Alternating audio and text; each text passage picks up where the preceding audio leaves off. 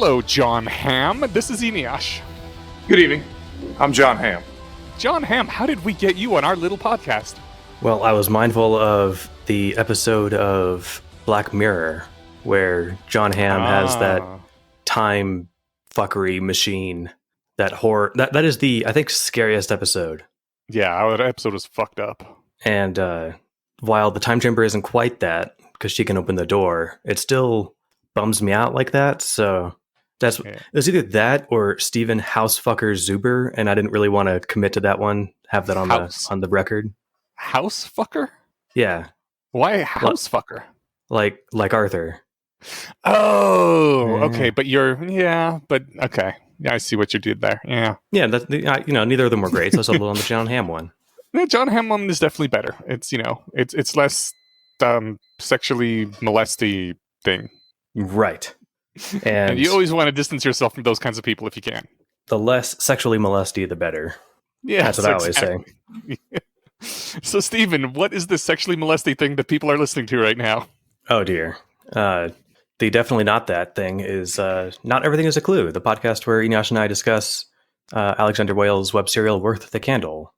It's a fantastic web serial. You can support Alexander Wales for writing it at his Patreon, which we link in both our show notes and on the official website of this podcast, hpmorpodcast.com. You can also support us on our Patreon, which we would greatly appreciate because, everybody likes money, right? And John Hamm especially. I don't know. I didn't watch much Mad Men, but I got the idea that he liked a lot of money. I got bored after the first episode, but that clip was from an SNL sketch. If you go to YouTube and type in SNL, Ham and Bubbly, you'll find it, and it's delightful. And he does like money in that sketch, so... Okay, excellent. Yeah. Y'all are in for a treat. Yeah. Not that we're all motivated entirely by money, but, it's a little nice bonus thing. I don't know why I'm going on about this. Shall we get into the goodness that we have to give all the people here for free if they want it for free? Speaking of the goodness, I'm curious, so I did my notes on Sunday. Usually I'm banging them out at the end of the workday on Tuesday when we record. So I'm a little rusty. What did we cover? What happened in these 4 chapters? Give me the 1-sentence breakdown. They talk with a haunted house. Perfect. Okay. Oh yeah, they get a history lesson from a haunted house while Amaryllis rapidly ages in a time chamber. Yes, that is a better summary. Okay, now it's all coming back to me. Yeah. Well, chapter 89. Oh wait, we had some... Yeah, we got from the audience stuff. That's right. A fair bit of it, so I'll try to get through it fast. I edited these just slightly for speed. Feeping Creature over at HPMOR Podcast. I love that username. It's great. Points out that in anime, the characteristics of Junebait is called Moe. Usually a cute, defenseless, innocent girl that the main character and fandom makes it their mission to defend. The visual design of Moe characters is usually associated with neoteny, the state of retaining childlike characteristics into later age. Proportionally large head, proportionally larger eyes. Similar for their character. Yeah, very much like pugs. Similar for their character attributes. Naive, helpless, passive, usually in danger or suffering. So like the pugs. character... also like pugs, yes. So the character partially hijacks our sense of protectiveness and attachment for children. I was waiting for another like pugs. Obligatory like pugs. There we go. Feeping Creature continues. This is one of the most widespread stereotypes in anime, due in part to its otaku fandom. Anecdote, famously, the character of Rei Ayanami, who, Creature points out, also has red eyes and a pale face, was intended as a deconstruction of Moe, intended to show how the attributes of cuteness and helplessness necessarily lead to objectification and require a psyche without any sense of self. But of course, the fandom immediately objectified her even harder, and she's now considered a hallmark Moe character. For the heathens out there who are not familiar, Rei Ayanami is one of the main characters from Neon Genesis Evangelion, which is only, a groundbreaking anime. I count myself among those heathens. I know you do. I just had to bring up your particular heathenology here. That's okay. I will mention the main one that I did spend most of my childhood watching was Kenshin, and there are 2 of the movies on Netflix right now. Honestly, I think you are way too emotionally healthy at this point to get much out of Neon Genesis Evangelion. It's really aimed best at people who are in a damaged state, which is why I loved it so much. Well, That's great because I'm the picture of emotional health. Um, You yeah, seem, the Kenshin you movies seem pretty are well done. adjusted. Well, thank you. The Kenshin movies are done really well. The movies on Netflix don't have the 3 arcs of the anime cover, and I'm going to talk about this for 1 second, only to point out that the fighting is everything you could hope it would be. And it's live action, right? Right? Yeah, it's live action. I forgot to mention that. Yeah. It's hard to describe like a good way to do anime fighting with real people, and they nailed it. It's magic. It's awesome. Fucking fantastic. I would at least like recommend YouTubing a fight scene from one of these live action movies. Yeah, to get you, really, really excited for it, if nothing else. Yeah. Alrighty. From the Discord, we had a few comments. Gad Bibi saying that regarding the Crisis of Faith comment, Gad Bibi is pretty sure that the awkwardness in Grak and Amaryllis stemmed from the implication that they had multiple crises of faith in June himself, which was great. I wish I had thought of something like that.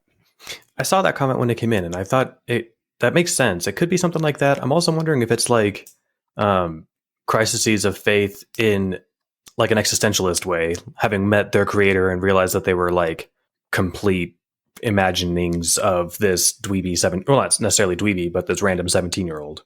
Yeah, that's another good one. Yeah. Anyway, fun. I love that people like come up with even more stuff that we didn't come up with to make things much better. Isn't it great? It is. Speaking of making things even better, Griffin Taper says, see, Stephen wonders why someone can have 500,000 kids and doesn't rule the world. Eneash counters with compatible biomes. Griffin also puts out this tidbit. One, that's over 30 years, the 500,000 kids. So it's really more like 15,000 a year. And two, you probably still need food and housing for hundreds of thousands of young, requiring an industry of some scale. Which, that's a good point. I guess you couldn't just dump 500,000 more people into the world and not have most of them starve to death if you didn't have the structure already ready for them. They would need to pillage their way to sustenance. But exactly. Yeah, I mean, it's 15K a year, assuming you only have one fertile female Toong helping. That obviously scales if you get half a dozen who want to do this with you, but so does the food problem. So maybe it's only a few hundred a year, but since that she can choose the gender ratios and each female can apparently have a whole lot, that it could ramp up quick. Yeah, the food thing still does seem like a limiting factor, which I wonder why she'd even mention, like, by the way, I can do 500,000 kids, but you'll have to find food and housing for all of them. But I don't know, maybe if you're planning to take over a nation, you might not be against slaughtering 500,000 of the original inhabitants and taking their food and housing. That's true. Yeah. Well, hopefully it doesn't come to that. I don't feel like his path to godhood will be by leading an army of frog people. I kind of doubt it too. It'd be weird. And less satisfying than, leveling up to the level cap and doing stuff. Yeah, I'd rather just watch him, split a mountain by snapping his fingers, but... Mm-hmm. And finally, Wes, the mother of podcasts, says, I think that the DM gave them all names, and by this he means that the tongue that were being slaughtered en masse as they were descending down into the pit, each one had a name instead of, just tongue guardsmen or whatever. I think the DM gave them all names to fuck with June, because he got all high and mighty about how everything's the DM's fault. I think it's the DM's way of saying, you're sure choosing to send a lot of peoples to the hell. You definitely didn't need to do that. Which, damn good point. That's another possibility. I thought we talked about that the DM might have just been saying these aren't like quest necessary deaths. We did, but I didn't it wasn't quite as stark as you're choosing to send people to the hells, and it is, you're the bad guy here, not me, and I'm pointing it out. That's a good point. Yeah, we didn't mention the hell thing. Implicitly, that might have been the case with some of the whatever future coterie or something, but A, that's tutorial, and B, that was self-defense. These are they're defending their house. That's different. You don't get to blame me for murder if you kick my door in. And in fact, many states in the U.S. have specific laws protecting homeowners for that sort of thing. So yes, they do. And I'm assuming so does the bottomless pit. I guess. I don't feel like the pit itself is home necessarily. I guess as much as the nation has to defend its sovereignty, it is. Okay. So that was a bunch of podcast feedback that we managed to rip through pretty quickly because we're getting better at that kind of thing. And we're eager to talk about Chapter 89, The Face of a Place. Hell yeah, we are. I think it starts out near the very top with June asking everyone else if they're seeing what he's seeing, which I thought was really fucking smart. Yeah, that's you put that in the notes, and I was like, that's exactly what I said. Yeah. Once they confirm that they see like teenage girl, slim, dark hair or something. Improbably clean is how Amaryllis put it. I love it. I said it seems like a Tiff hologram to me. I like how Fen is bizarrely jealous of this ghost hologram immediately.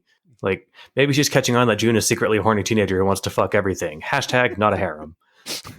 Hashtag not all horny teenagers.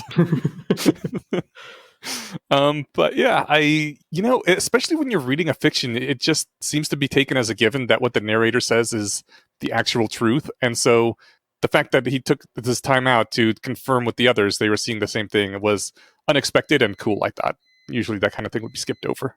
Yeah, he's self aware. I mean, narrator bias is something we've got to keep in mind all the time, right? Like he reads some jealousy into Fen. We've got to read that through his lens of how jealous he was to learn that there's a name that's important to her and her, higher in her values list, like Nellen, I think. So maybe he's reading jealousy on her where it doesn't exist. That said, her attitude seems to also convey it, or like her actual words. So, unless we're going to straight up accuse the narrator of lying, it seems like there might be some jealousy going on there. I don't think we should go that far. Right. Yeah. That would make a very annoying analysis podcast. Yes, he seems like a what do you call it? Not a reliable narrator. Yeah, I guess a reliable narrator. Yeah. All right. Anyways, so the Tip hologram introduces itself as Zona, which turns out to be Uther's wife's name, and we have this quick thought on June's behalf, where he says, or he thinks, he'd left his wife to go adventuring, cheated on her, if the stories were to be believed, either with or without her blessing. I need to stop real quick to point out to June that if it's with her blessing, it's not cheating. Although possibly he doesn't know that yet, but we'll find out. See, you use the words "know that," isn't aware of that yet, and I thought "yet" implied that you knew that she gave her a blessing. But you mean just like that's a thing that can happen. Yeah. Like by yet, I mean that like he's a 17-year-old from Bumblefuck, Kansas, and may not understand this whole ethical non-monogamy thing, because he says either with or without her blessing, and yet used the word cheated anyway. So my minor contradiction in his thoughts there. But again, he seems like he might be naive in the ways of the world. At least when it comes to being a horny teenager. Yeah, you'd think he'd be an expert at it, but being a horny teenager is a very confusing time. Yes, you're not even a man; you're just a creature. Hey, wait a minute. That's I feel called out here. We were all there, man. Yeah, that's true. Anyway, so the question is like, okay, why does the house's avatar look like Tiff, especially like 17-year-old Tiff? I guess Arthur wouldn't have known her when she aged past 17, but like the house doesn't age. There's for a while this mystery of how the fuck do you look like this, and it's a lot of fun how we come to the answer of that. Yeah, she isn't aware that she looks like somebody from Earth named Tiff. No, she assumed, it seems, that she looked like Zona because Arthur was drawing a lot of these pictures, and she was like, oh, that must be his wife, and so that's like why she named her that.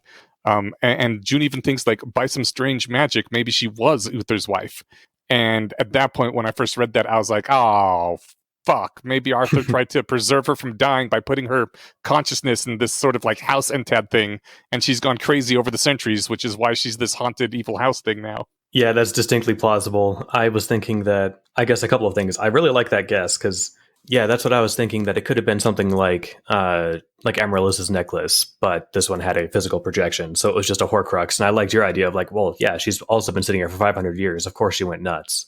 But my main guess at the time was that this was what Zona looked like, and that Zona looked exactly like Tiff. Oh, damn, because of like DM shenanigans? Right, so like Arthur's Amaryllis. Oh, that would be awesome. Yeah. And then there was he notices some small discrepancies, like the lack of a leg tattoo and maybe her teeth weren't the same or something. There were some small things. I'm like, well, the DM wouldn't have missed those details.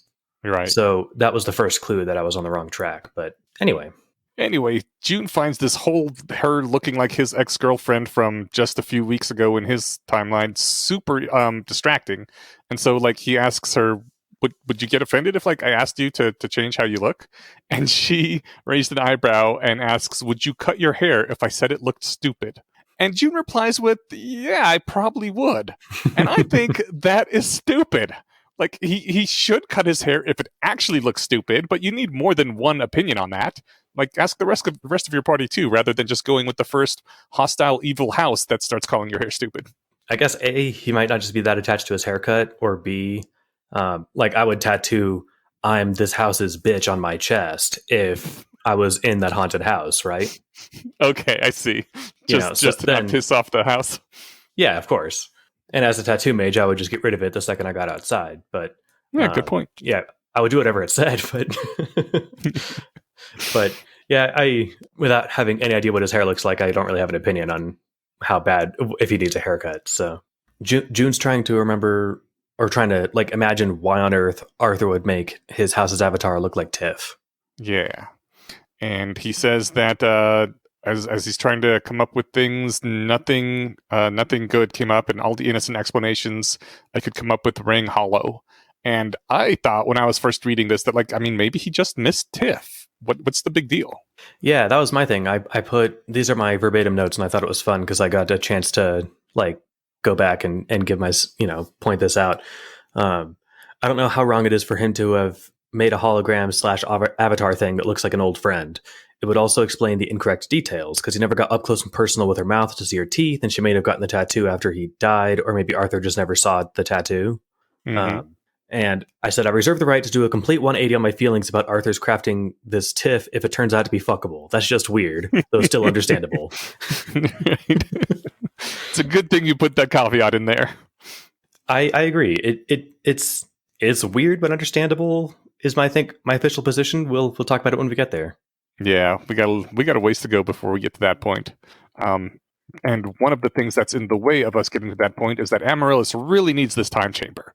And so they're like doing the introductions basically, and Amaryllis kind of heads off and says, look, there's a time chamber somewhere here, right? We have urgent need of it. And Zona says, I'm not going to negotiate with you. She kind of does the thing where she slumps in the chair and puts her feet up, which is totally a power move. I don't know if she knew that. It's funny that she's power posing, but like she's not actually relaxing. Right, yeah. Right. She doesn't have a physical body. Yes, her hologram is power posing, so it's not to get more comfortable. It's specifically for the effect. And she points at Fen and she says, her. She likes running her mouth. I'm going to talk with her. And Fen says, Mary's the talker. And Amaryllis says, with all due respect, the reason we need the time chamber, like beginning again, because she is, as everyone knows, the talker of the group. And Zona says, no, you, and points at Fen again.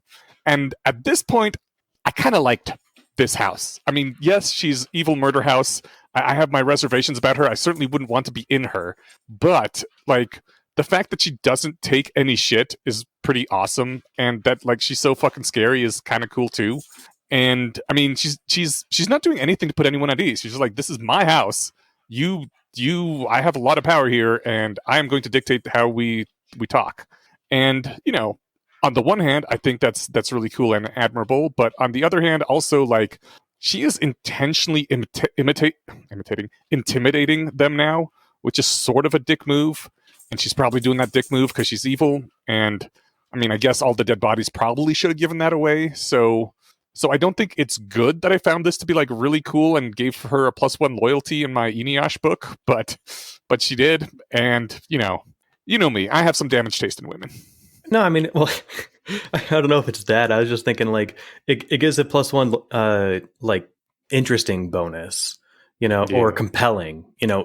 Voldemort, if he had merely killed Yermi Wibble, the guy who like tried to initiate a draft against the Dark Lord during his first rise to power. That'd be one thing. The fact that he nailed just the skins of him and his wife and kids to the newsroom wall. That's like, oh damn, this is a whole other level of captivating / scary badass. But it doesn't make kind of what she's given off. It doesn't make me like Voldemort more at all that he did that. Okay, I guess captivating is different than like. Yeah, like just the fact that she's like, no. I said, I'm talking to Fen. I'm not taking your shit. It was kind of like, cool. Yeah, I mean, to me, I just like how she's picking the worst party member for diplomacy.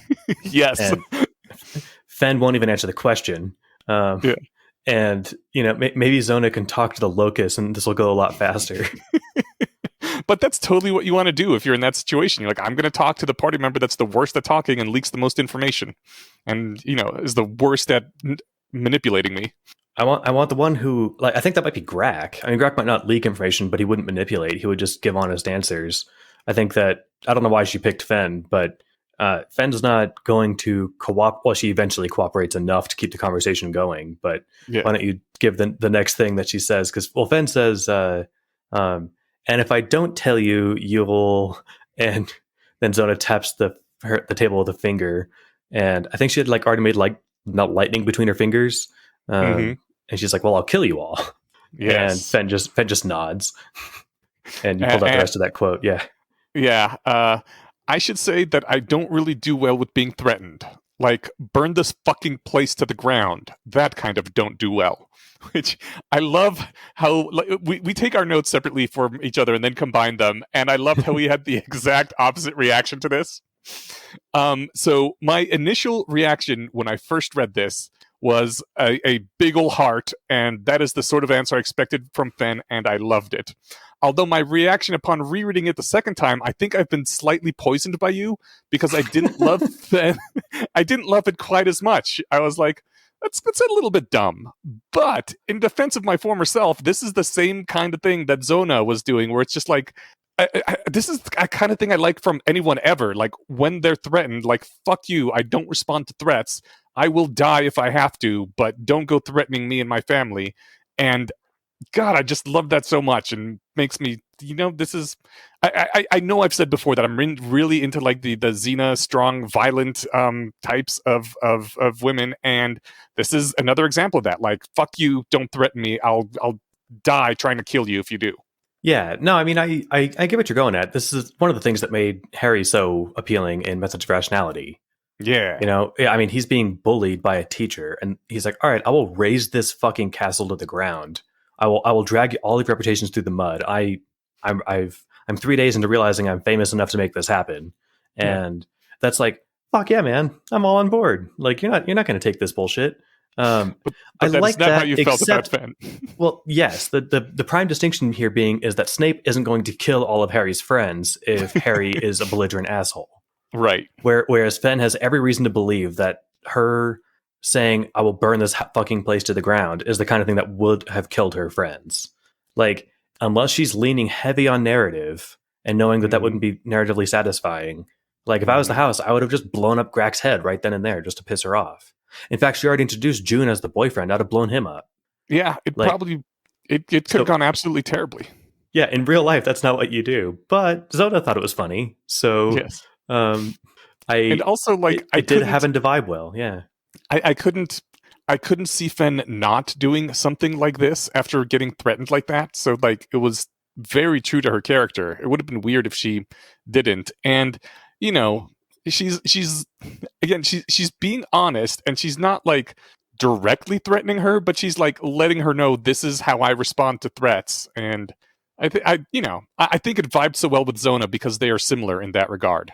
Yeah, no, I think that I agree. Zona liked that. I saw in my notes, you're right, because we had opposite reactions. I said, God damn it, come on, Fen, for fuck's sake. Inyash, she's funny, but you have to admit that she's a terrible party member. I sort of hope that Zona kills someone just to make her feel guilty forever. But damn, murder for spite. No, I'm glad that didn't happen. But I know it's funny because, like, that was my actual quote from the same line that I highlighted, but it sounds like I was replying to your comment. So yeah. I think, does she just at this point? Oh no! So Amaryllis points out, like, look, we're in a rush because I'm pregnant and this baby needs to be born in a few days.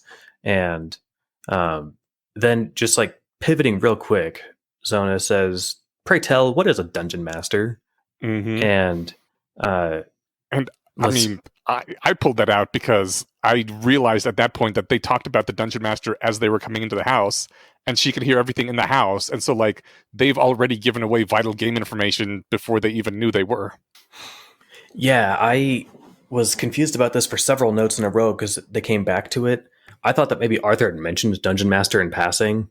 And earlier, like, they had said something about, I'm just, I'm familiar with Uther or something. I was trying to figure out how she knew about that. So I did scroll back to the previous chapter, and the line that so all that Zona has heard has you're giving him too much credit, the dungeon master, I mean. And then Fen says, I'm pretty sure that she's not giving the all-powerful god too much credit, but sure, keep bad-mouthing the dungeon master. I'll keep making a point of not saying that too close to you. Yeah.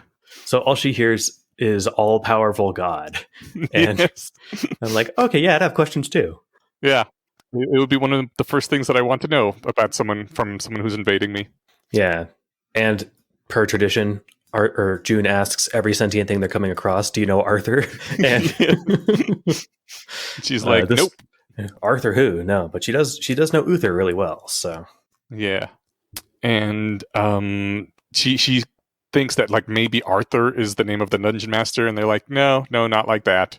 And she again just switches topics because she wants to know things and she's in control, and like she's starting to get bored about this whole Arthur DM thing. She's obviously not going to get more information from them, so she asks like, what, so do you guys want to live in me? Because that was something else that they had talked about on their way in. Like, this is a creepy haunted house and it's going to take a fuck ton of renovation. And Amaryllis is like, okay, well, can I talk? And Zona lets her, and she's like, yeah, we need a base of operations. We came here for the time chamber and maybe getting some artifacts back. But our third criterion is to have somewhere that is well and truly secure from outside intrusion. This place is battle-hardened with more in the way of capabilities than anyone seems to know. It has ancient, powerful wards and apparently a governing intelligence that can manage all manner of issues that might arise if you so choose. We haven't gotten off to a great start, but I think that given some time to talk, we could find some common ground. And I mean, she's not wrong about all the advantages of living in this house, but it's an evil haunted house, and I think living inside it might be a terrible idea. Evil might be a strong word, misunderstood. Yeah. Misunderstood so much that she just tortured a lot of people to death. I'm just making I don't quite know what Amaryllis's thoughts are here. I mean, I'm guessing that she's thinking, look, we can come to some sort of an arrangement where we give you whatever it is you want. You probably want more than just to kill people, otherwise we'd be dead. Or maybe they're thinking we can find a way to kill you. So it's complicated, but I think that she's just for now trying to placate and saying, look, we have hopefully common goals. Yeah. So, maybe we can help each other out. I think that's what she's angling for, even if she has at this point abandoned the idea of trying to live here. If nothing else, being able to, it sounds like the house wants to have something live in it, and being able to stall for a few hours while they use the time chamber is objective number one. Yeah. Yeah, but a house with an evil Tiff Roomba is going to be, problematic. For people with access to Steven's notes, he keeps calling Tiff the house Roomba, or just Roomba the whole time, and it's pretty hilarious. I switch it up. I think I call it Evil Siri at some point, and different like evil house helping Jeeves. Tools. Was Jeeves the guy from Iron Man? Not the guy, but the AI? Jarvis.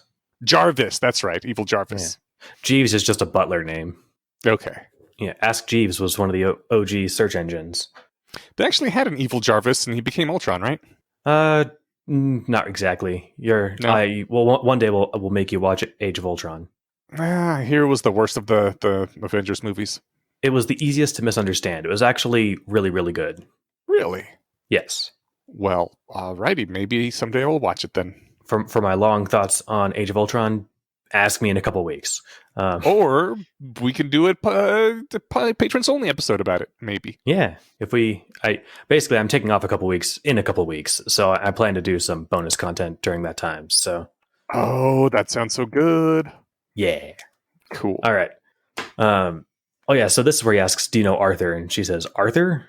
And he says, Arthur Isaac Bloom, which is, I think, the first time we've seen his full name. And she says, no, he's the dungeon master. And he's like, no, I thought you knew that, whatever. And he's like, nah, I thought maybe, okay, forget it. He says, like, a dungeon master is a god, like Skadui. And we learn a god's name too, apparently. Huzzah. And she says, I know my gods. Yeah. I think we've gotten 2 or 3 of the gods now. I don't know if they've mentioned if they've named the gods. Didn't they sure just say the god of ice and like sea and ice was one? They gave his name when they talked about the god of sea and ice. Oh, okay. Yeah. Well, in I mean, that I don't. case, then I'm still hyped that we learned Arthur's real name, but it's not like I couldn't notice anything interesting about it. But yeah. Yeah. Anyway, God So stuff. But she knows that the dungeon master, as described from that one sentence that she heard, is like, that's not a god. That's just gods are just people who can punch really hard or something. Like yeah, you guys are talking an all powerful something something. So yeah. So um, we go uh ahead. okay. So Zona is like thinking about maybe being their house and says, you should really drink. You should drink what's in the shot glasses. It's an antidote. And that's when Grax says, "Oh, that's the thing I was seeing in the air. It's poison." And they think for a while about whether or not to drink the poison because Finn points out that the antidote might just be more poison. But I don't. Like, I don't get what the point would be of poisoning them again if they've already been air poisoned. Like, why poison someone twice? Fen is not the brightest crayon in the party's box. I don't want to burn on her too hard, but I'm with you. Like, it's like, well, what if there's more poison in here? It's like, I've already poisoned you. You're going to start shitting your pants and then die in about 20 minutes. Like, I'd rather watch that. What is this going to do? Kill you faster? Come on. So she's not the brightest person in the entire party, but that's because the brightest person is Amaryllis. She's still pretty darn bright. I'm giving Fen a lot of leeway for being kind of shell-shocked as well. Like, I get really pissed at her at one point in this reading, and then I went back and added another comment a few minutes later after like I read a couple more paragraphs or something and was like, okay, let's give this a more charitable read. But I'm giving her a handful of leeway just because she just went through a lot before they got here. She didn't, the fight was also harrowing for her, and she just sent a bunch of people to hell, which I'm sure she has some reservations about. So, and then she has to walk through like this hell house where there's dismembered bodies and rolling heads and creepy laughter and shit. So she's kind of on edge. Yeah, I mean, I wonder how scary this is compared to zombies, but I guess zombies are a known enemy, so she did hang out in the Risen Lands looting it, but that's different than a magic haunted house. Yeah. Right? The zombies just shamble towards you. Yeah. And when Fen mentions the creepy stuff, Zona says, like, I'm sorry. Yeah, that was just kind of a half-hearted effort. Like, if I'd been invested, one of you probably would have died while you were walking towards me. Something gruesome or silent and unknowable. And it's easier with big groups because then killing one to make a point doesn't weaken them enough that their will breaks entirely. I was like, yeah, that's definitely evil. Oh, a very sinister robot butler. Yes. And June is also feeling the sweats. The I'm in a dangerous situation because his palms are getting sweaty, and he thinks about rubbing them on Ropey to dry him off. And then he's like, I don't want Ropey to suffer the indignity of wiping my sweaty hands on him. And I just thought that was cute, but also Ropey wouldn't mind because he's a good boy. I'm sure Ropey would appreciate it. Ropey deserves a warm bath or whatever it is a rope wants. Yeah. I don't know what a rope would appreciate. Something that probably makes it stronger or something, but I don't know enough about rope to give a good answer to that. But maybe in their downtime, they just like to be like jump ropes for kids. Yeah, he wants to be a game. Yeah. Just wants to make people happy. Anyways, Amaryllis tries to talk again, and the house, Tiff, or Zona, I guess they're calling her now. Can I meta comment on that real quick? Yeah. So at partway through this, when she says, "Don't call me Kumduna, call me Zona," June makes the mental shift to calling her Zona, and I liked that because the dissonance of him calling her Tiff in his head was kind of freaking him out. And I noticed that he was doing that before he slips up and catches himself and articulates, "No, not Tiff, Zona." It was a really cool way for him to change his association to this avatar. Yeah. And that could be hard to do, especially if it's someone you know in front of you. Yeah. It's the whole situation. The other name I was going to go for this episode was whatever the name is of that hologram from Umbrella Corp and the Resident Evil movie. But I never got around to Googling what her name was. So isn't it just the Red Queen? Wasn't it like a little girl? It was a little girl, yeah, but the system was called the Red Queen, I think, and so the little girl was just the Red Queen. I could be wrong. Maybe she had a little girl name. Yeah, I have no idea. I probably saw the movie roughly when it was new, so Yeah. I just remember the hologram. Anyway, sorry. She's Zona's She's shutting talking down. towards Amaryllis. Yeah. Yeah, she's shutting her down, saying, "I do not like you. Your type is the least likable of those who have made made this place their graves.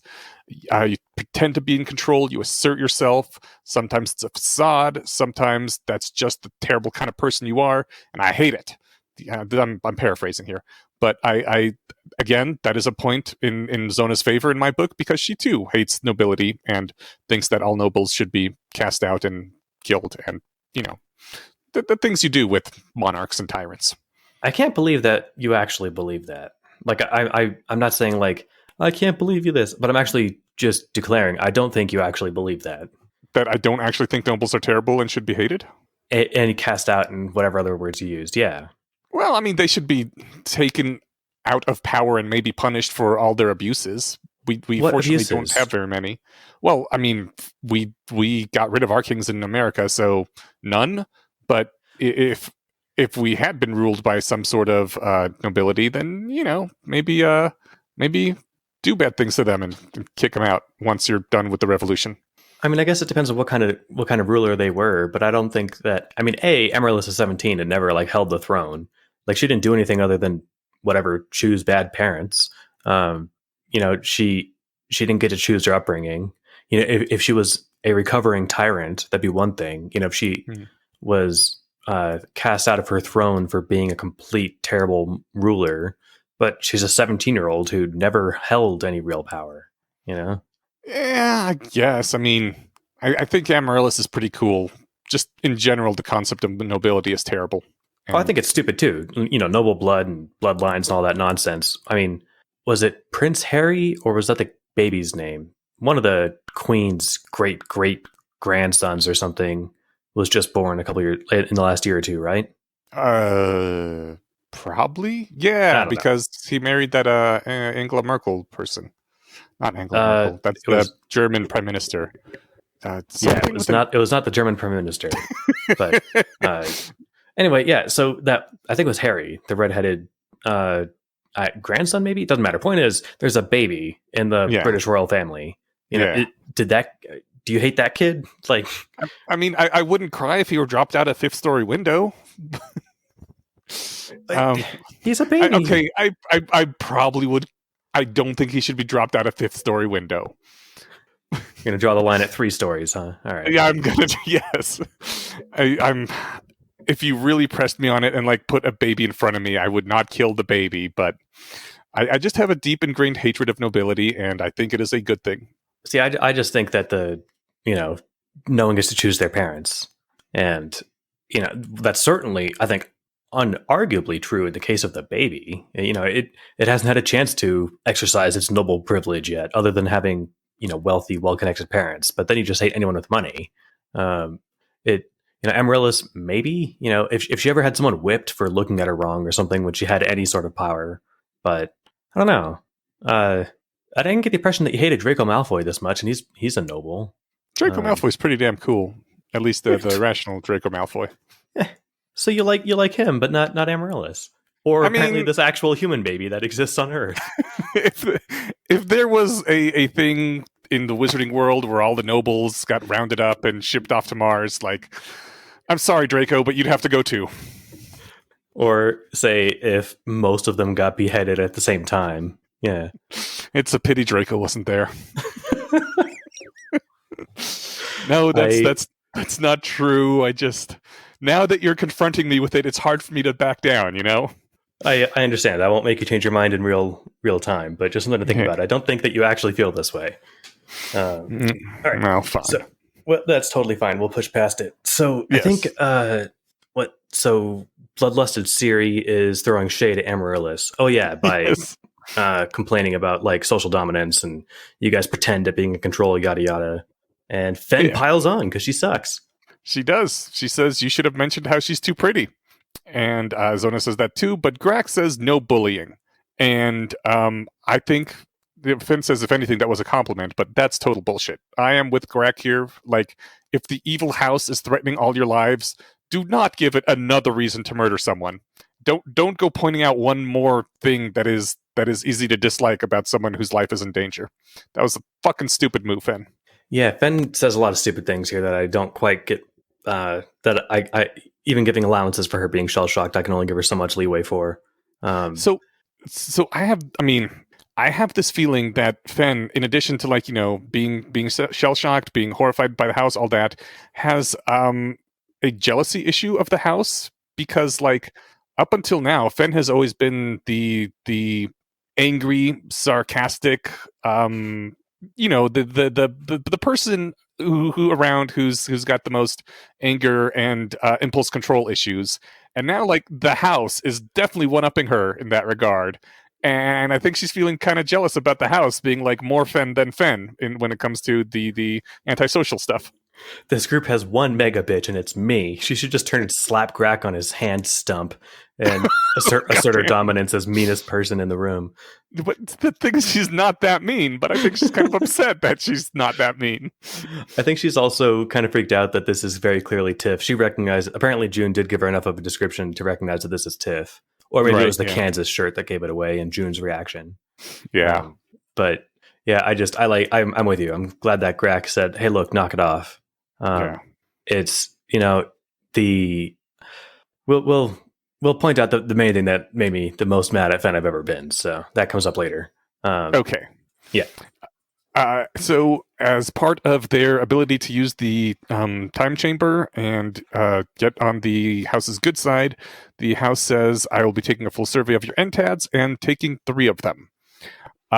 With consideration for their utility and sentimental value to you, of course.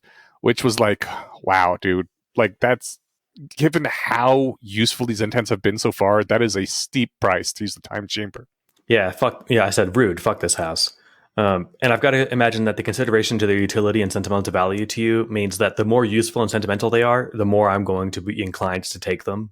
Oh, shit. Not the other way around. Yeah. Like, she's not saying I'll take your 3 most useless and least appreciated NTADs. She's probably like, I want your most important and, or at least in consideration, I want your most important and sentimentally important or salient ones. Like, I would hope not. That'd be just super shitty, but I mean, it's possible. She has.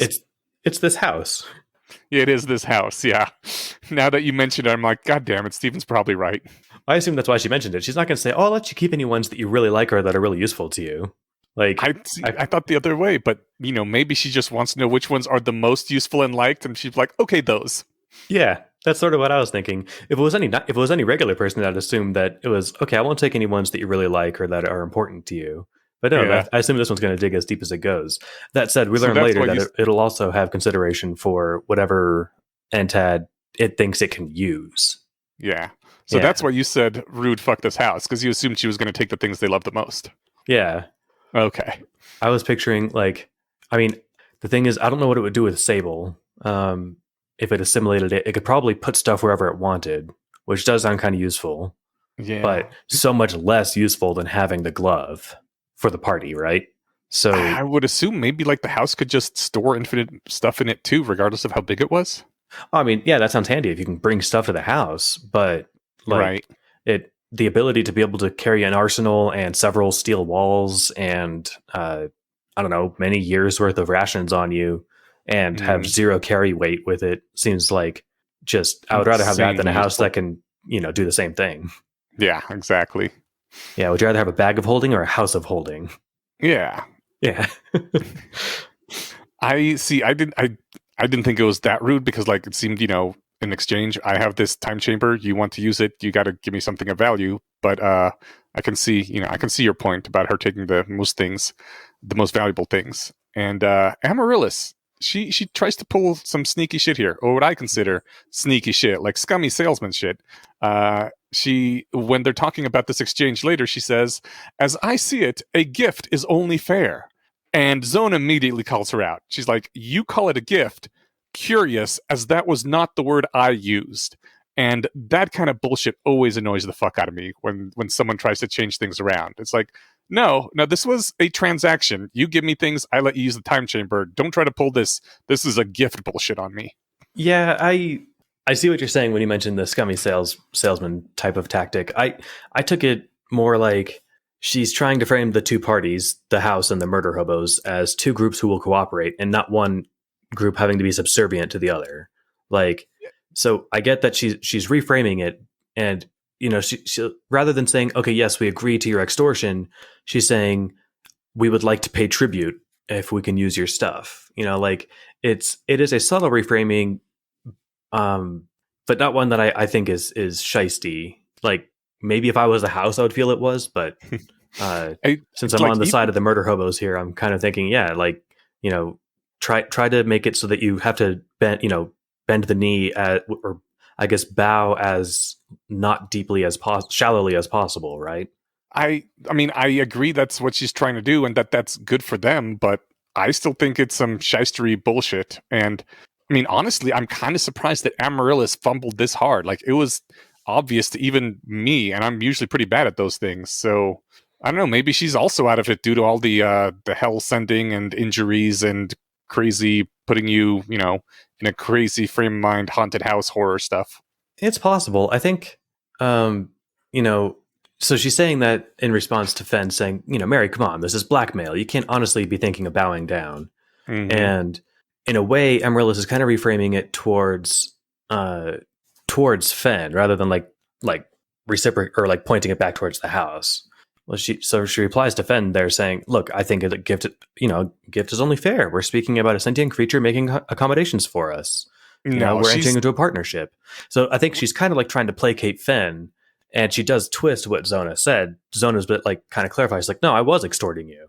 And I think whenever you're like having any sort of interaction like this in front of such a powerful being where your immediate future is in their hands, everything is always done at least partially for their benefit. I think this would have sounded different if Zona wasn't there to overhear what they were saying to each other. Oh, of course.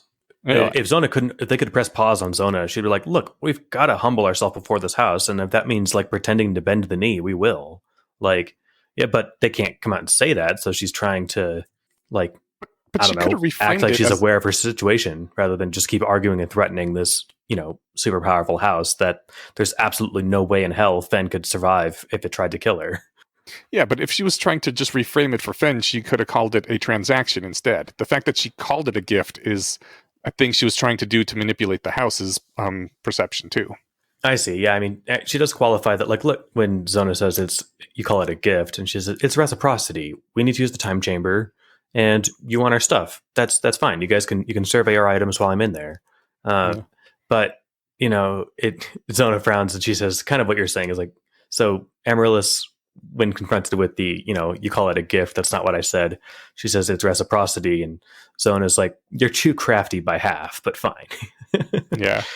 And Amaryllis, I like this. I didn't pull this out, but she says, and yet still less crafty than the world seems to demand of me. Yeah. It's kind of like her being pretty harsh on herself. Yeah. I mean, she's got a lot to live up to. I mean, she's also holding herself to high standards. She wants to, start the scientific revolution whilst finding the lost king and solving all their other quests. It's like Harry when he realizes that it's something of a nightmare when people just expect him to be able to pull magical solutions out of his hat. God, I need to quit acting so smart in front of people or they're going to keep expecting me to be able to do this.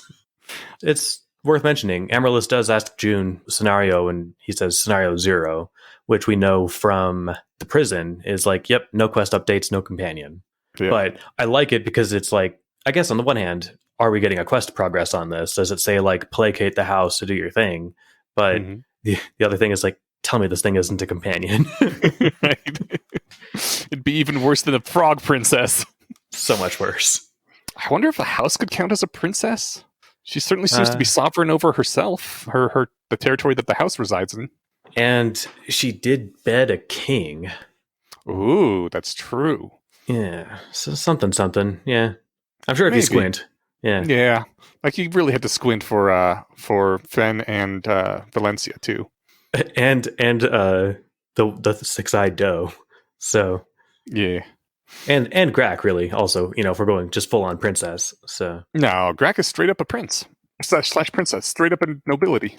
Yeah, he's straight up nobility. Yeah. It's weird that I don't hate Grack. I think maybe because like he comes from a small town kind of thing, and it feels more like a mayor and the son of a mayor rather than noble. Oh, you mean I was gonna say I like Grat because he's the best. I thought you mean about the nobility thing. Yeah, about the nobility Maybe thing. you found out later, and you didn't have time for your disposition to be poisoned by your hatred of Oh, nobility. that's true. I already liked Grack, and I didn't find out until they were in the train that he was a noble, so I didn't update towards hating him more. I mean, he's cast out of his house and doesn't get to enjoy being a noble. But it's not like Amaryllis is exactly resting on her laurels and having her servants feed her grapes. That's true. Noble in exile is definitely much better than noble. Yeah, I mean, it's if anything, it's just it's epic. That's half of stories. Yeah, Or some fraction of stories. It's enough to be noticeable. So how we get our first look at the time chamber. Yes, and it turns out to be itty bitty. Well, luckily, apparently it's like what 20 feet by 20 feet or something. Yeah, the size of a really large bedroom. Yeah, so I was thinking it was the size of like the Iron Maiden machine that they put Captain America in to give him the super soldier serum. Oh, Jesus Christ. Yeah, I thought it was going to be you stand in this cryonic tube or something and time will go real fast. So it was bigger than that. And I was happy. I'm like, oh, good. She gets to spread her legs and like actually lay down and, stretch. Like, do push-ups. Oh, God damn it. I meant like when you're on an airplane and there's no one sitting on either side of you. You get to, spread the legs out and stretch the ponies. And lay down. And yeah. Yeah. No, since they used the term hyperbolic time chamber, and that's literally what it was called, I assumed it was something like the thing from Dragon Ball Z, which was also a room. I think it was actually a larger room, but Goku went into it alone. So the whole time I had in my mind like a largish room that only one person could really fit in. So I was like feeling really bad for her. But then June says, I'd been assuming we would all be in there together, but I'd also been thinking that the time chamber would be larger. And it only then occurred to me that like maybe they all thought that this was a really big chamber that like all of them could just disappear into for, I don't know, a week or two. Like the world wouldn't notice if they were gone for a week. Yeah, the world's luckily isn't like at large aware of them yet. Yeah. I again, so you were also I was your picturing time chamber thing. Yeah, at biggest, I was picturing like Troy and Abed's imagination room / closet, Right? Like, or no, wait, that was a full on bedroom, wasn't it? I Yeah, think they eventually let Annie move in there.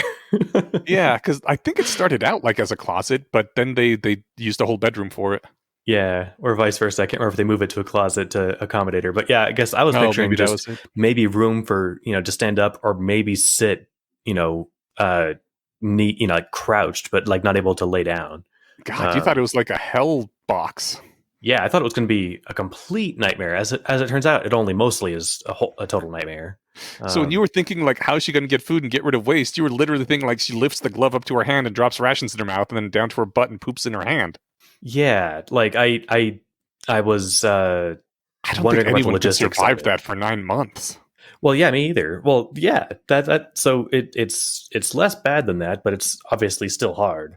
It's about as good as you could want for a room that moves at what a week an hour or something, or a week every half hour.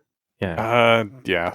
We get the exact conversion at some point, but 1 day every minute. That's right. Yeah, geez, 1 day a minute. Yeah, but it also has a spin up and spin down time of 10 minutes and 5 minutes. That is still so much less bad than the Black Mirror episode. Yeah. I forget how long they leave them there, but it's something subjectively like thousands of years because they're going to leave them there over like the 4-day Christmas holiday weekend or something. Oh my God. And it's like a cabin, but God. Yeah. So anyway, yeah, it's madness. Yeah. So, she goes in there and she makes this joke that I think you liked. I liked it too. She says, Fen, I've lived, because they say, hey, someone should go in there with you. And Fen's like, not me. She goes, Fen, I've lived with you long enough to know that I would literally kill you if I had to spend more than a week stuck in a small room with you. Which I thought was a nice joke. Yeah. Well, again, I think I've mentioned before how this group jokes about killing each other enough to where I'm wondering if they're always joking. Mm-hmm. I think that Amaryllis would probably literally kill her by the end of the month. Yeah. Yeah, I mean, there's a non-zero chance that I might, and I am way less prone towards violence than Amaryllis is. But I feel like Fen would sit there and needle at me for hours on end, and I'd be like, okay, that's it. And then she would kill me because she's a super soldier right now. So It's true. Ooh, I would probably maybe just we need goad her into killing me to get away from it, or turn off the room and leave, and we be need like, an fuck this whole Amaryllis. baby thing. Yeah. You're right, yeah. We need an Amaryllis versus Fen fanfic. Who would win kind of thing. At the beginning of this chapter, Fen was trying to draw her bow to point it at the hologram, and Mhm. Amaryllis still has the immobility plate, and she's engaging it to keep Fen from raising her arm. Yes. I thought that was the coolest thing. That was she had pretty damn she had to awesome. violate physics to keep this super soldier from drawing her arm up to point her bow at the hologram. Mhm. Oh, I hope someone writes that fanfic. I'd read it. Yeah. I imagine it'd be short. Whatever one gets to cheat first, Right. But oh yeah, so we learned that Grack has some experience as a midwife, and he says, He "I'd like to does. be in with you for the final 2 months, for the final month only, if you anticipate that I would grate on you." And Ah. I honestly, Grack doesn't get enough credit. He's the best team player, Yeah, I think he is. Like, just and the not best. necessarily the best teammate or like companion or whatever, but team player hands down. Mm-hmm. Inarguably true. All And right, so the this chapter ends in a ends. bummer. As she turned to close the door, she gave us one last look. See you in a month. I just put this a major bummer, sad face. Reminds me of Yeah. Black Widow saying, see you in a minute in Endgame. Yeah, And right. she says that before Although she never that sees any was- of them again.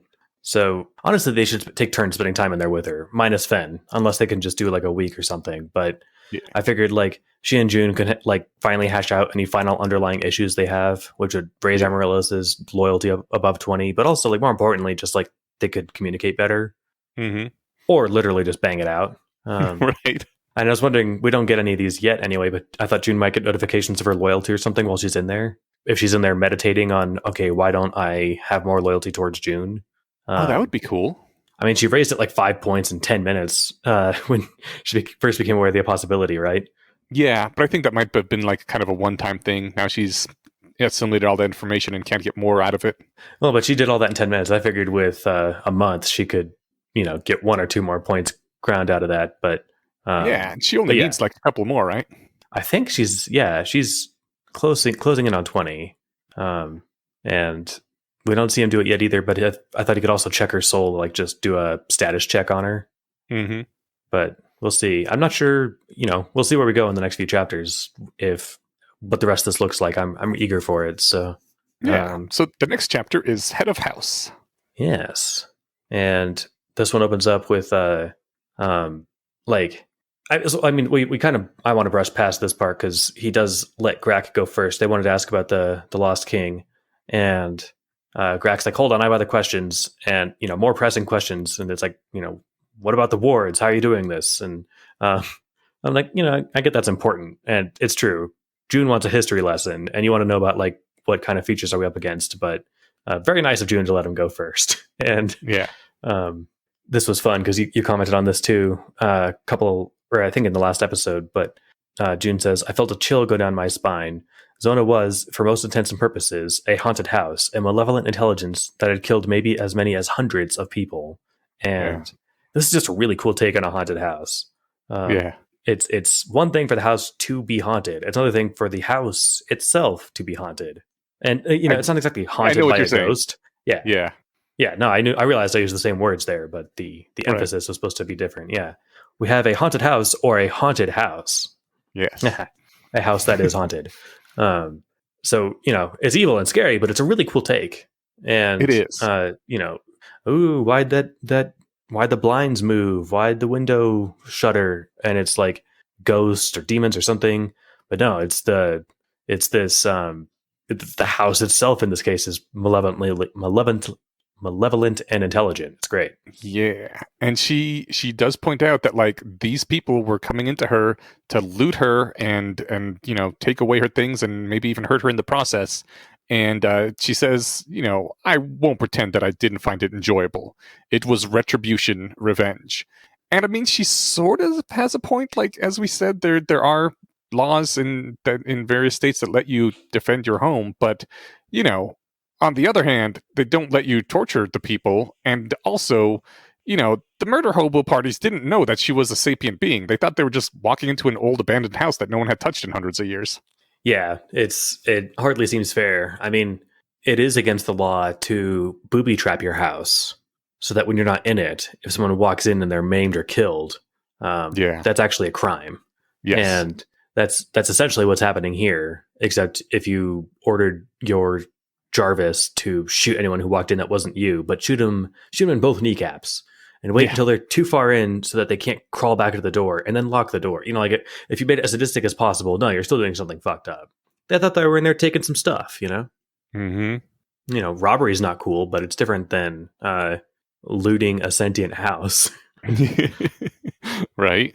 All right. So they talk about some of those things. Greg asks us questions about warding, which we never quite find out what that's about, but I guess Greg gets something out of it. And they get onto the topic of TIFF, which is what June and Fen want to get to, and we have this thing coming up. Yeah, you pulled out the last line of this quote, but I wanted to get the context of it because I thought it was awesome. She was staring at me with a piercing intensity unlike any expression Tiff had ever worn, even at her most worked up. And it says, "Your dream skewered." And he just drops the bomb. He says, "Uther was too. And I knew him back on Earth." Mm-hmm. And the hologram is still it just freezes. Yeah. And Fen says, "Did you break our house on their first day here?" And he says, "You were going to say it if I didn't." And I like the fact that, it's kind of funny that Fen is already calling it our house and doesn't do that until he breaks it, just so that, she can blame him for something. I thought that was cute. But, Zona goes completely silent, doesn't respond, looks to be broken. And I think, maybe you shouldn't break the sanity of the murder house. That's probably not going to go well for anybody at all.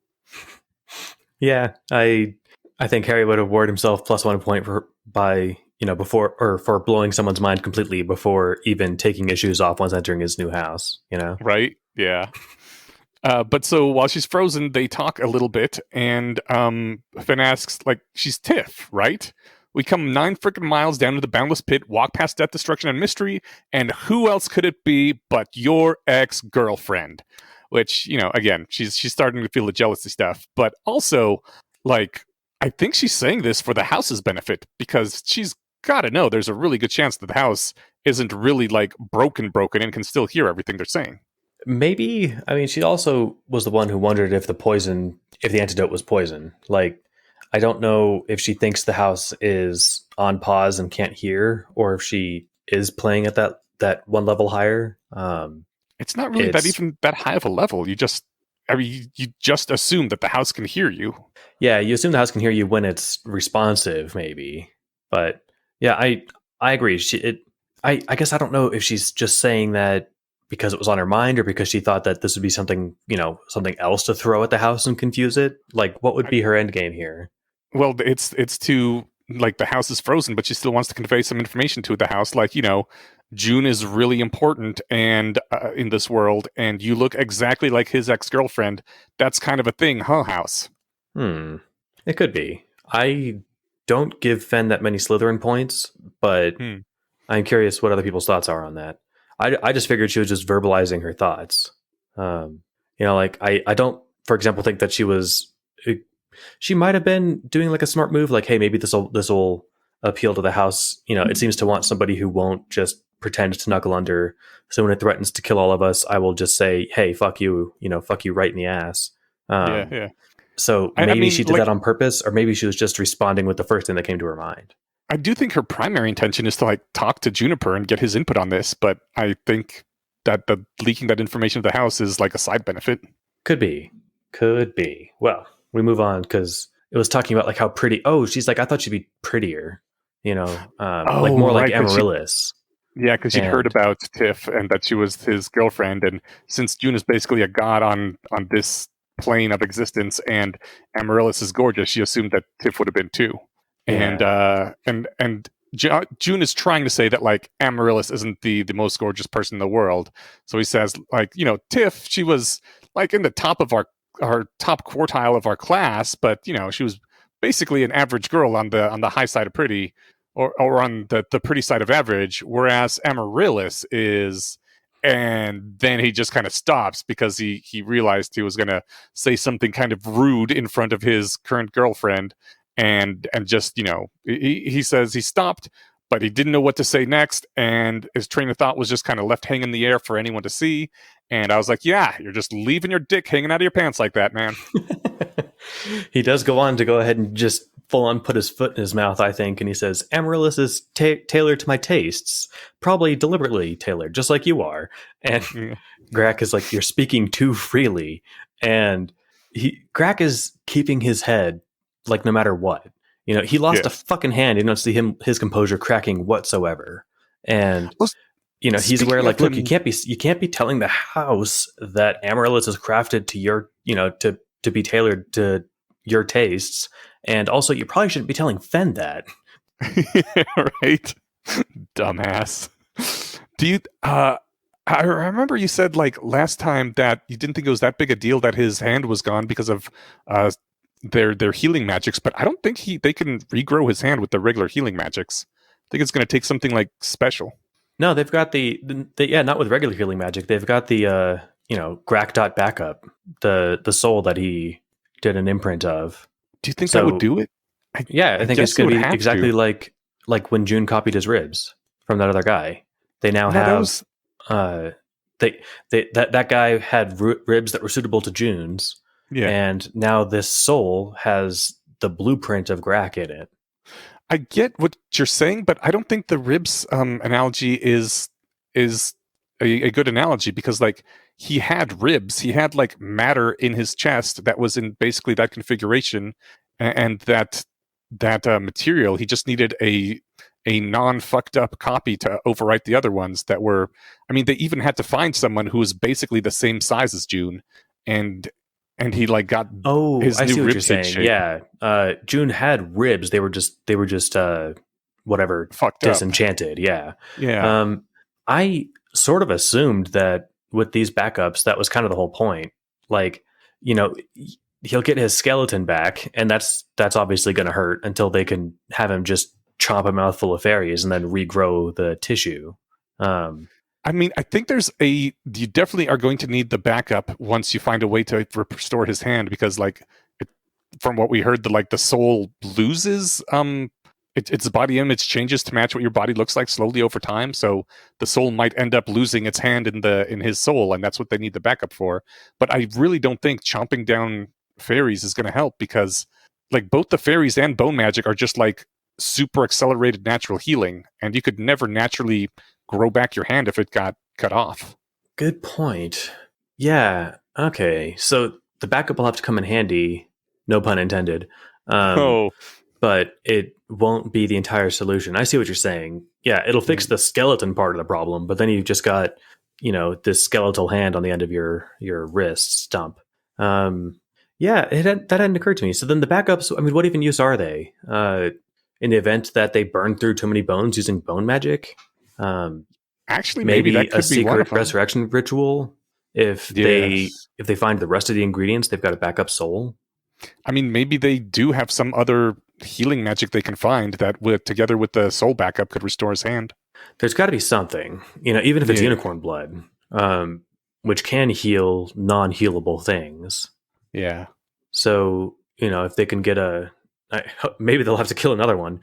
Right. But it'd probably be easier the second time. They've leveled up a few times. Yeah. I mean, they did have the benefit on this one that Amaryllis was able to trick it, but That's true. I feel like they could jump in and just, crush the stupid magic horse. But yeah. All right. So speaking of June just goes on to shove the rest of his foot all the way up inside his mouth. Oh, no, wait, he doesn't. He says all this in his head, doesn't he? He does. So it's okay. Yeah. He keeps his foot firmly almost in his mouth. It's a theoretical foot that gets shoved in a theoretical mouth, but the rest of his party doesn't see it. Right. So yeah, he says that Amaryllis was pretty enough to stop me in my tracks sometimes, but I'd come around on Fen's particular charms, and whatever the chemical goop in my brain was doing, it was making her more attractive to me. You know how they say that some children have faces that only a mother could love? That was a real thing, parents getting blinded to what their children looked like because of the hormones and internal mysterious brain processing. That was the kind of thing that read as romantic to me, but probably wouldn't have come out right or been taken in the spirit in which it was intended. And do you want to lead with your comment? Yeah, I think Fen definitely would have taken it wrong. She'd have taken it more like I'm gonna phrase it here. Like, I'm not a romance expert, but I like to think I don't suck at it. And this isn't exactly the heartwarming reassurance that he thinks it is. Like, he's basically saying Amaryllis is about as close to objective beauty, like objectively perfectly hot as it's possible to get. And he compared Fen to the ugly child only a mother could think was cute. Like, in that Damn, that's analogy, harsh. Fen was that ugly baby, right? Okay, so yes, it was a bad analogy. That's definitely how Fen would have heard that. Yeah, I mean, okay. That was a terrible analogy, and I'm glad he didn't say it out loud.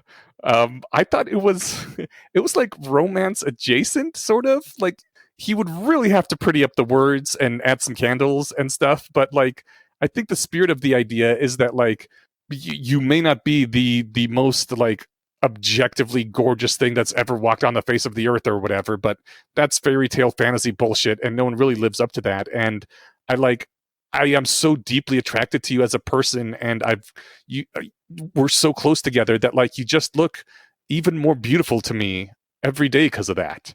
And that's sort of a more romantic thing. Exactly, and that is the spirit of what he was getting at, but those are the words he should have used. You nailed it. Yes. Okay. Yeah, the only thing that makes it a little harder for him is that he was saying, look, the perfect whatever TV model doesn't exist, except for it does, and she's napping in the time chamber just across the hall. And I think she might be into me.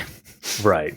Yeah. So, but that aside, saying, look, this objective beauty nonsense, fuck all that. No, you're the most beautiful person in the world because I love you. Like, that is, on the one hand, it's like placating nonsense if you want to be total cynic about it. But I disagree with that. I think that it's more like it's an actual, beautiful thought to have and thing to say. Yeah, that's what kind of he was getting at. It's not just placating nonsense. It's literal chemicals in my brain actually making me feel that way. Exactly. Anyways, moving on. Yeah. Oh, so I think Grack says something about, no, look, there's like a theme here when he's talking about the wards when Zona's still frozen. And June says, or thinks to himself, the question of central theme was also solved in a single stroke. There was no theme, but there was a meta theme. Let's see, Grack says, they're almost always powerful. Sentient entads, that is. Or no, wait, meta entads. That's right. Like entads of entads, I guess is what this means. So Grack's talking meta entads, and he says, they're almost always powerful. It would explain several points which have been confusing me. And Fenn's like, like she wants our stuff. And the mutilated corpses. The guy in the lobby was missing his torso because she cut a breastplate off of him. So then that's where June is saying, okay, yeah, grab bag of powers. This solves the question of central theme or meta theme. Do you have anything to puzzle out on that? Because I'm not the person who picks out on themes unless it's screaming it in my face. I have no idea what the hell he's talking about. Okay, well, then I feel less dumb. Yeah, I guess, like, sort of it's revealed that, like, there's a meta theme of taking other themes and incorporating it into the house, but that doesn't feel like a meta theme to me, maybe? I don't know. Maybe I'm got a slightly different definition of meta or theme than was being used. Yeah. Maybe what he was saying is that the question of a central theme was solved in a single stroke because there isn't one, but there's a meta theme. He doesn't identify what the meta theme is. He's just saying there's no single theme because this thing's an amalgam of stuff. But I guess is the meta theme that it's an amalgam of stuff then? I guess maybe the insight is that trying to figure out what its central theme is the wrong question because there isn't one. Now I'm just kind of grasping at straws, but I think I'm on the right track. Or maybe it's just because I had an actual thought and I want to just defend it, but I'm not very confident in it. No, I think you're on the right track. It didn't make much sense to me either, but I brushed past it because whatever. Sometimes language is tricky. Yeah, I just figured you're the professional reader, so I would ask. I sadly have never been paid to read things, so I'm not a professional reader. Yet. But you do read at a professional level. and a professional volume. Okay. Yes, I sometimes read out loud, and that is could be called professional reading. Well, I mean, like you proofread short stories people are trying to get published. You do a book club where you read a book every 2 weeks. You also do this. Yeah, but none of these things are things I'm getting paid for. Okay, that's not true. I guess now I'm getting paid for this sort of a little bit. No, I'm just saying you're reading at the professional level, even if you're not getting paid for it. And I mean, yes, you are reading this for money, so you're professional. All you right. can't claim to be reading at a professional level if you aren't getting paid for it, because that's literally what professional means. It's your profession. Okay, you read at the competitive level. I guess I could go with that. Yeah, I mean, all right. Yeah, all right. So they're like, okay, this house eats entads. That makes sense, and that helps me understand, like, why she wants some. And June says, hypothetically, I assume the process is unrecoverable, but I wonder what would happen if we had a sentient magic item to give her. Oh And no! yeah, I gave the disapproving emoticon. I don't approve of killing Ropey, but if it was this or him dying heroically in a fire, I think he and I would prefer this. Why is that? Just because this is him being ultimately more helpful than one last pinch or one dramatic sacrifice.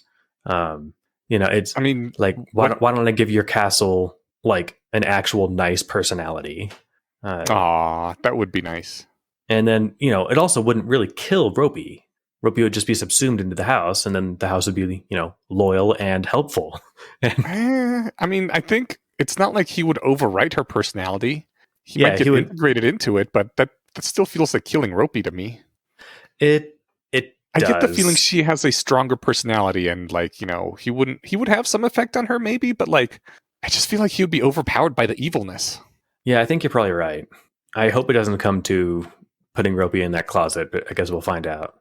Yeah. Also, I think that specifically the reason June says hypothetically and all that is because he does not want to feed Ropey to her either. Yeah, totally. Well, and it could be that maybe he does want to feed Ropey to her, but if she knows that he's a loyal and helpful sentient entad, then she'd say, no, fuck you with that stuff. Get it away from me. Oh, I don't want to get my brain hijacked. Maybe Ropey has a very high mental combat skill. I'm not taking any of your Gandhi pills. That's right. Thank you very much. You give me one Gandhi pill, suddenly I want to take the next Gandhi pill, and before you know it, I'll be Gandhi. I like my Hitler pills. Thank you very much. That's right. So she just pops back online, doesn't even bother crossing the space between where she was and where June is now. Mm-hmm. And she says the evidence backs it up, but the conclusion is inescapable once you're looking for it. But the Dream Skewered aren't special. They don't have any unique aptitudes. This was his home for the better part of a year. I saw him with his closest friends and confidants, his knights. They never mentioned it. He never spoke of it. We were close. She gestures at her form. You knew her? And so Eneasz seems to have been right, or let it leak, but no worries there. Because I'm going to talk about that. It could have just been a guess, that Arthur kept his secrets to himself forever. We still don't know that. We just know that they didn't talk about it in front of the sentient house. But yeah. But B, it really does seem like that. Unless he trained his party to talk in code all the time. Yeah. So I kind of in the last episode when you were I sort of got the impression that maybe I was leaking information that came from this reading here, which I felt guilty about immediately, but decided not to say anything. I didn't take any. Yeah, I didn't take any notes on my guesses about Arthur, but I think, thinking back on it, I'm pretty sure that I was leaning strongly in the opinion of Arthur didn't tell anyone, because I really do think that you can't generally tell people things without it getting out somehow, especially if you're on in the world for 40 years doing stuff and are one of the most studied people around. I thought that if he told someone, it would probably get out, unless it was just the closest people to him, maybe just his wife or something, So his knights, at the very least, seem to not know or be so good at keeping secrets that it never got out, which I still don't believe could be a thing. Yeah, I wouldn't worry about leaking information. It was an honest guess, and it's not like you said, no, I'm pretty sure you read that, because it wasn't in, or maybe you did, but it still seemed like a guess. It doesn't matter. Little things are going to cut and slide. I don't remember everything I said during We Want More, but I'm sure some of it was, spoilery. But this isn't like a big plot point. I think the main thing that made me think that it's possible to keep a secret is that if you told me some just super deep secret, said, please take this to your grave, I probably would. If it was tortured out of me, maybe. If it was tortured out of me, sorry, I'd probably surrender it. But it doesn't seem like it would be out of the question for when you get loyalty to 50. New perk, true to your word. You can make binding promises with your close confidants or something. Okay, so if there's a game layer mechanic, then I could totally buy that. It definitely strikes me that it's possible for a game layer mechanic to do that, but I have no real reason to believe that. So at least to believe that was the case. So I mean, it just because he goes around adventuring for 40 years, I'm assuming that his his companions got captured as much as June's companions have been getting captured, and so it could have been tortured out of them then. Yeah, I I mean, he guess could just maybe do he a did really the good job cleaning it up, but right. He could do the yeah, June thing where he goes and kills the gold mage and everyone in the tower. yeah. All right, And so I anyone guess he his could friends could have plausibly have known. told. But Yeah. it does seem like they, if they were in here for like a year and never mentioned anything of it, unless they use the Babel Stones a lot, then it strikes me, man, the Babel Stones, unless he asks Arthur, I'm really curious what they talked about. Mm-hmm.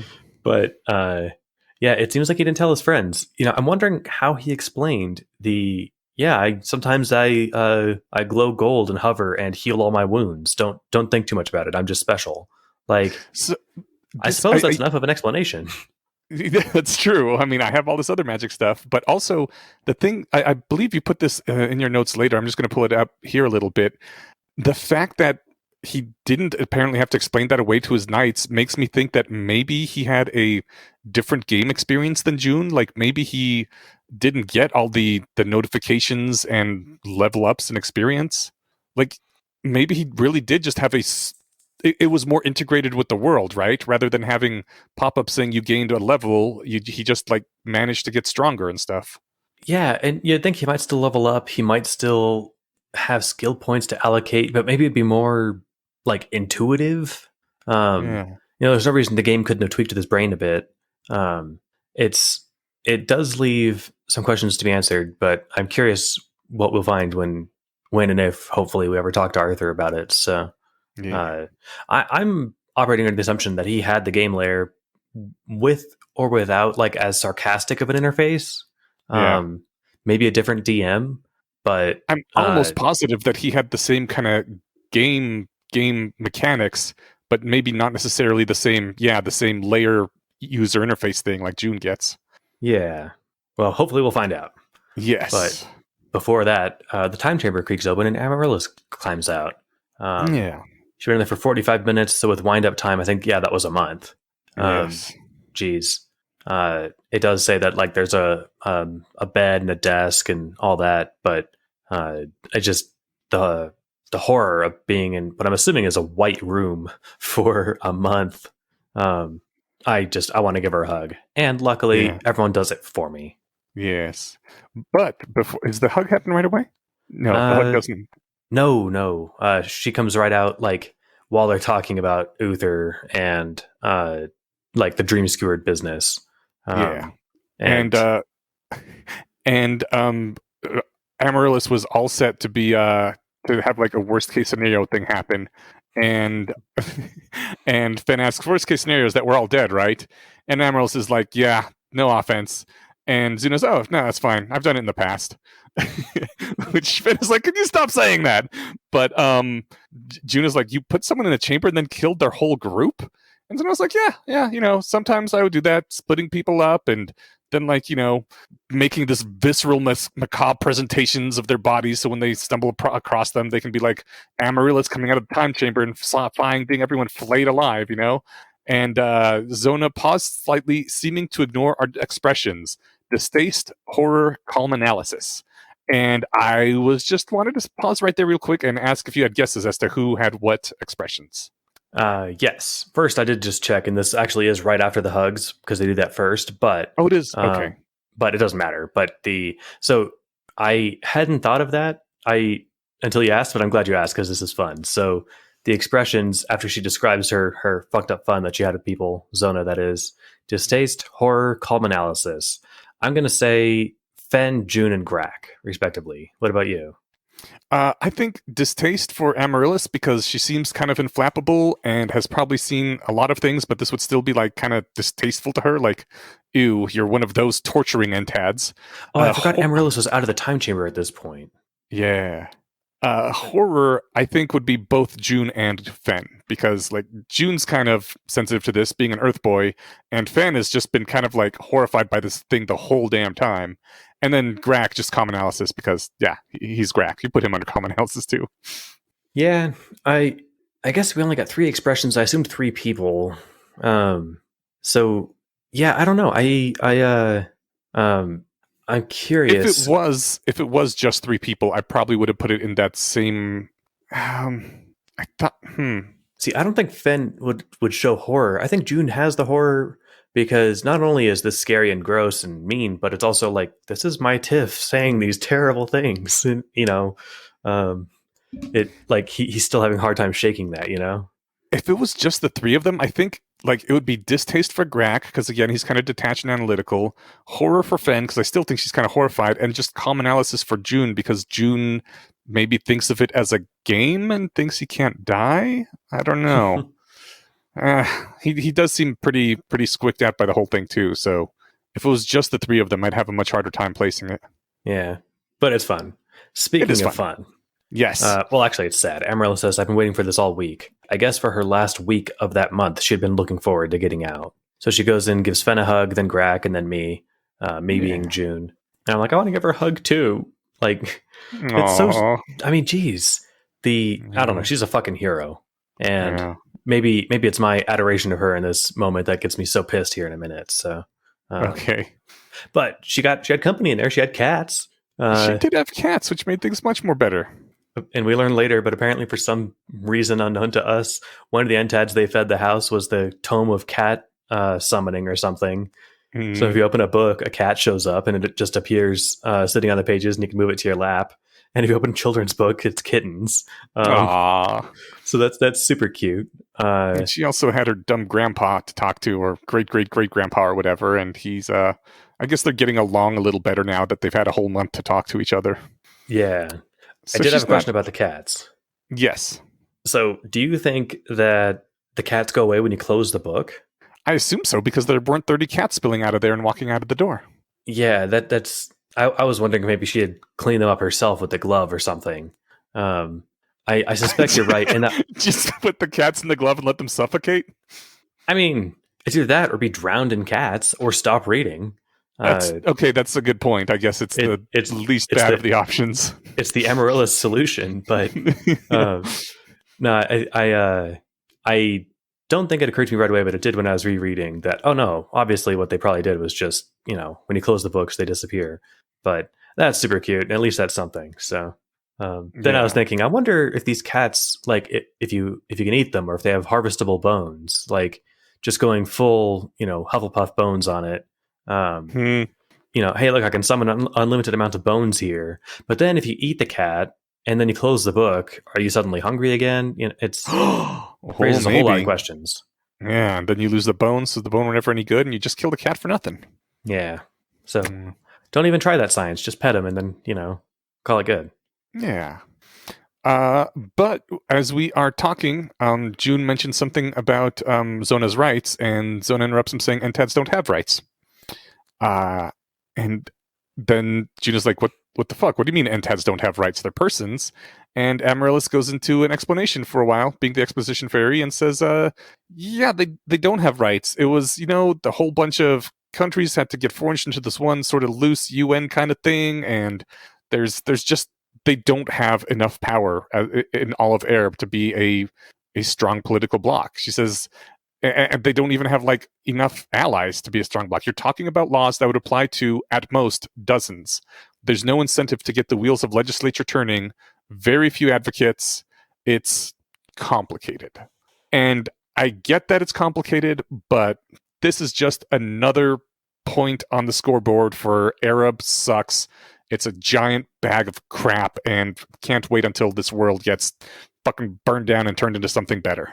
Yeah, I mean, I agree it's a bummer. I do get how with previously 20 and now 5 billion people trying to set up a planet-wide legal architecture that applies to these 50 items, plus or minus a dozen, because is what if Sable could follow basic commands, or if is Grax axe sentient because it knows where his hand is? No, but what if his armor could strap itself to him? How do you measure the sentience of an object? Well, I mean, one of the best ways is to ask it, are you sentient? Right. And Ropey can talk, but maybe, I don't know, I could see this being at least complicated to discern which ones are persons. I'm not saying they shouldn't try. That'd be great. And I would like to think Uther at some point during his reign either had it on his agenda or tried. Just because you should do this. They are, at some level, persons of moral consideration. Maybe some of them to different degrees or whatever. But, But someone like Zona, definitely person. Yeah, and should be tried by the courts and executed. But perhaps so. But yeah, there's not a funny thing during her saying this is complicated. She says it's a lot like your United States when she's talking about like the amalgamation of governments. Mm-hmm. And she says it's a lot like your United States minus the Civil War. And I'm like, oh, she's becoming a scholar of Earth. Yeah, that's so cool. She's going to learn more about Earth history than June knows. That's true. With her I'm 9 sure months most doing of his history classes doodling for his D&D campaigns, and she's actually reading the books. Yeah, she's got 9 months or 8 months now of nothing much else to do. Yeah. But yeah, I just think that sucks. Even if there's only 50 people in the world that don't have rights, I still think they should have rights, and the fact that they don't have rights is bullshit. There's probably don't get me wrong. I totally agree. I just sympathize with how complicated it is. Yeah. Still, it's like I don't know. I think Spain is the only country I'm aware of that has given great apes the legal status of personhood. Really, but not full personhood, where like they can own property and vote. But it's a crime to torture them, just like or it's a crime to kill them, just like it is a crime to kill a person. Probably with a lesser sentence, but I would imagine so. But why on earth shouldn't that be the global standard? They clearly. If maybe they can't communicate at the Zona level, but they can convey their pleasure and pain. They clearly love their young and take care of each other. It's like they do a lot of person-y things minus the talking and building computers and writing books, right? Sure. I'm not sure it's worth the amount of resources a society would have to spend to protect their rights, though. Well, you're saying that about the many tens of thousands of great apes, maybe hundreds, but it's worth it for 50 items? If the items are as smart as a human, yeah. Oh, see, I guess I'm not sure how smart the items are. Like, Zona might be the chiefly most sentient entad out there. Maybe she's the only one that's this smart. Like Arthur had that sword that all it wanted to do was kill this king. And it's like, I want to kill this king. That's my purpose. It's right. As smart as Rick's butter passing robot. Like, I don't think it's even that smart, because the butter passing robot at least could have existential horror at finding out it has a purpose. So it's dumber than Rick's butter robot, and yet I don't think Rick's butter robot is smarter than a gorilla. Well, I don't think that sword should have rights, because it doesn't seem very, very sentient to me, or sapient. But Zona and any artifact that's as smart as Zona should. Yeah, I hear what you're saying. And Zona's smarter than a great ape, but I guess I understand where Armillus is coming from. It's complicated. We've got a lot of shit going on. I don't know if you guys have noticed all the exclusion zones and world-ending threats out there, but when the peoples of the world's nations unite, it's not to talk about the fate of these 36 entads. It's to talk about how do we stop this next apocalypse that's going to kill 2 billion people. Maybe when the world's not on fire, they'll get around to solving that problem. I brought up the ape thing because I'm in favor of Spain's stance on apes, just to show that I'm not saying that non-humans don't matter, but I'm saying I sympathize that this is a complicated problem and they have other priorities. I'm just wary of any society that like draws lines between different people based on how they look, what their bodies are. Like Zona's body is a house, and so she doesn't count. Like, fuck that. No, I totally agree. Richard Dawkins had a really good kind of intuition pump on this in one of his books. I can't remember, but that it's really only a historical accident that there are no like modern divergent. What am I trying to say? If some of our common ancestors that were more common than 6 million years ago, like chimps, say 1 million years ago, humanoid, maybe they could talk, maybe they couldn't, but smarter than today's great apes. It's just they happen not to be alive right now, but they could have been. It would have been a very different world if we had to decide, do they get rights? Are they people? that we see them building, little sheds, but hell, bees do that, but beavers do that, like this would be a complicated thing. And then even all the more complicated if we could interbreed with them. He was like, they would probably have some ridiculous tests, like that they would, oh, well, yeah, you have to be able to read this IQ test to be able to count as a person. Sorry. But it's like a test lots of people would fail. It's an interesting intuition pump.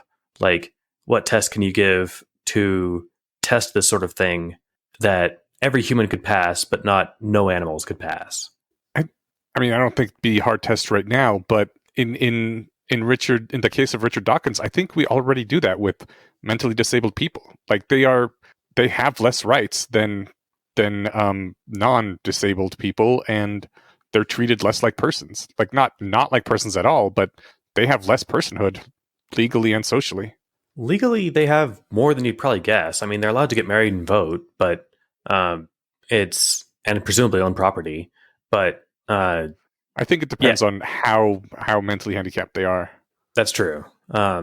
Yeah. So I mean, but it is interesting because we would never say it's okay just to kill them. Like Right. we can kill cows and eat them, even though they're smart and love their young and play and do all sorts of important things. Right, yeah. And those are things that the most mentally handicapped of the human population can't do. Yeah. Yeah. So anyway, the point is, speciesism is a it's easy to make fun of, but it's a real thing. Mm-hmm.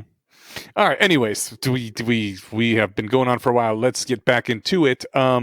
Zona is talking to June about June kind of is, I guess, trying to get on. I don't think he's just trying to get on her good side. I think he really does feel like he has some connection to her. And she's like, "Oh, I'm sorry. You were telling me that you can understand me, that you can understand what it was like to have these feelings." And he's like, he kind of hedges and hems and haws about it because obviously he's never had this level of pain. But he says he understands the desire to hurt people. And I don't know. I just wanted to pull that out because I felt something similar before, I guess. And in my experience, it happens when someone is really hurting and feels there's no recourse of any kind and that things didn't have to be this way. And then you want to hurt things and you lash out and it's ugly. And I think, I don't know, Wes is going to frown at me again because just earlier today he said, "I know you're thinking of me every time you do Evo Psych, and now you just got to listen to the me that you're thinking of." But that's got to be some kind of evolutionary thing, right? Where the lashing out when this sort of stuff happens can end up in it being averted and not happening as often. Maybe. I'm less immediately convinced of this than I am of the one that seems completely unobjectionable to me, that given the correlation between beauty and youth and the correlation between youth and fertility, that it's hard for me to see why that case isn't compelling. This one, I think if people happened to go the other way when they're desperately hurt and they reached out for comfort, that sounds like more evolutionary adaptive for a social species. And that's not often what we do. I think the desire to hurt happens when it doesn't feel like there's any recourse. Reaching out for comfort doesn't help. Well, it might have if you had tried. June never tried. He was a dick to everyone. He never let himself cry on one of his friend's shoulders. Yeah. I guess I'm less convinced about the evolutionary explanation for this. I mean, the thing is, all of our psychology comes from evolution. Where else could it come from? I mean, so then obviously the subsequent culture impact, but I guess our psychology comes from our brains, and our brains weren't invented outside of evolutionary pressures. So maybe there was no fitness advantage to this kind of thing at all. It's just a way that brains can break sometimes. I think that I'm more convinced about that. I mean, there might be some advantage, but not one that jumps out at me. I wouldn't. The Evo Psych thing doesn't jump out at me there. What June doesn't say. Oh, I'm sorry. I don't want to shut the door on the last bit there, though. Well, I guess I think maybe I feel like some compulsion to defend it and be like, no, there's a good Evo Psych reason for it or something, is because I don't know. I don't want to be like I was just a bad person back then. I think that you were perfectly within the normal bounds of human social function, or human I don't know, typical behavior. Like, I was Mm, bullied as a kid, and I'm sure that given a couple opportunities, I was probably mean to other kids because I realized that, like, oh, look, if I can put myself above anybody, it might redirect my bully's attentions. Um, but I don't know if young, Stephen at 9 years old put that much thought into it. It's just yeah. like you intuitively understand it. If I'm not at the bottom, then like less people can pick at me. Um, that's definitely an evolutionary thing because we can watch monkeys do it. But um, Stupid monkeys. I think that just because you can't point at, I mean, there's a lot of terrible things that you can point at Evo Psych, and it doesn't make you a good person for saying, well, there's an evolutionary psychology reason for it. Um, it, I think, you know, evolution and Evo Psych, it's the naturalistic fallacy, right? Yeah. Just because it's natural Yeah. doesn't make it good. Um, Yeah. and conversely, just because it's unnatural doesn't make it bad. Uh, if we lash out when we're upset, there's nothing, you know, you're not a bad person for doing that. You're a person. I think everyone's done that. I agree. It just seems like lashing out when you're upset would be something that would maybe result in people working harder to not make you upset, which, is shitty and all. It makes everyone's lives worse, but also I can see how it might be advantageous to an individual. But you know what? Fuck it. Fuck Evo Psych. I think Wes is right. I'm going to take his advice on this particular one. On this one, I'll go to the mat for you on the last one from last Okay, week. cool. Yeah. All right. What June doesn't say to Zona though is like, look, I understand what you're going through because you're a manifestation of shit I made up.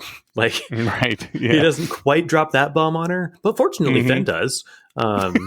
So I did want to pull this up first though, because she says, "Oh, I know none of you will understand it. There was an art to it, to creating the beautifully disturbing, in touching down to someone's soul by breaking apart another person in front of them. It was grotesque and morbid, inhuman." And I was like, God, slow your roll, Hannibal. Like, how are they going to deal with this house? Are they going to kill her? Like, that's on the table. I think so. But I still feel like infecting her with the seeds of true love and kindness is the route that they might take. I mean, possibly, yeah. It seems that they're at least kind of trying for that. I certainly am not putting it beyond the bounds of reason that they are going to have to fight this house and kill like the Zona part of it to get the rest of the house as their home base. Yeah, I just have no idea how they'd do that. So I'm just thinking you go find an entad that just like, this entad is love. Isn't that weird? It's just love. It's just the impulse to help. Like, I mean, they could like find an entad that is brain dead or something and feed it to her and kill her that way, or the one that's contaminated by some sort of mind virus thing. They could throw Amaryllis's grandpa's Horcrux in there, but I'm not sure exactly what he would do if he was a house. Not sure if he'd be better or worse. And I'm not sure if he's like the necklace is an entad, but all it can do is store souls. I think all that would do is kill the grandpa and allow the house to store souls. Well, one way to find out. Or one avenue to totally avoid. Yeah. All right. So then, out of nowhere and uselessly to the conversation, Fen just drops Juniper is the architect of Airb. And Amaryllis sighs, and I feel Amaryllis's pain. I'm like, oh god. I went to the internet to add a new keyboard shortcut to my phone for the table flip emoji. Yes, you were very much more upset than I was. And I'm just like, count on Fen to spill literally every possible secret that could fuck them over. Like, you don't think Zona might resent her creator? She sure seems to hate a lot of stuff. Like, let's go ahead and tell Zona everyone's phobias and allergies. Like, come on, fuck this. I don't know how Zona could really use this to her advantage, though. She might be like, wait, you're the architect of Air? I hate being alive. You ever wonder why I'm so vengeful? I hate you. I'm going to just watch me just ruin everything. I just don't know what Fen is trying to get out of this. I'm not sure either. So, like, again, I think she was like trying to. I think she was trying to defend her boyfriend June when like Zona's like, "Fuck you! You can't understand anything about me," and she's like, "He's the architect of all of Airb. Like, he can totally understand." See, it's lines like this from Fen though that make me think that she is not playing at one level higher than you, right? Maybe she's just showing all of her cards because it's like, how dare you make my boyfriend feel like he's a little like discombobulated right now? I'll have you know he's God. He created you. I mean, Yeah, she's trying to show up Zona. I don't know. I like Amaryllis' save. Zona's like architect, and Amaryllis is like the dream that skewers. In Juniper's Dream of Earth, he was a prolific creator responsible for making all of the worst elements of our world. And Zona's like fiction, and Amaryllis nods fiction of a sort. He had some knowledge, but uh, it's it's the dream skewer stuff. I think that she's trying to convince Zona that this is just a dream skewer thing. Don't worry about it. Yeah. Oh yeah, it's part of the delusion of being a dream skewer. Yep, nothing to see here. Move along. The dream that skewers. I like that phrase. They need to get back to that school. Talk to some other people from Earth. Yeah, they do. Maybe they'll do that soon after this or something. They got a home base, and then they get to choose another quest. Yeah. Then Larkspur's not going to ruin their day there again. So yeah.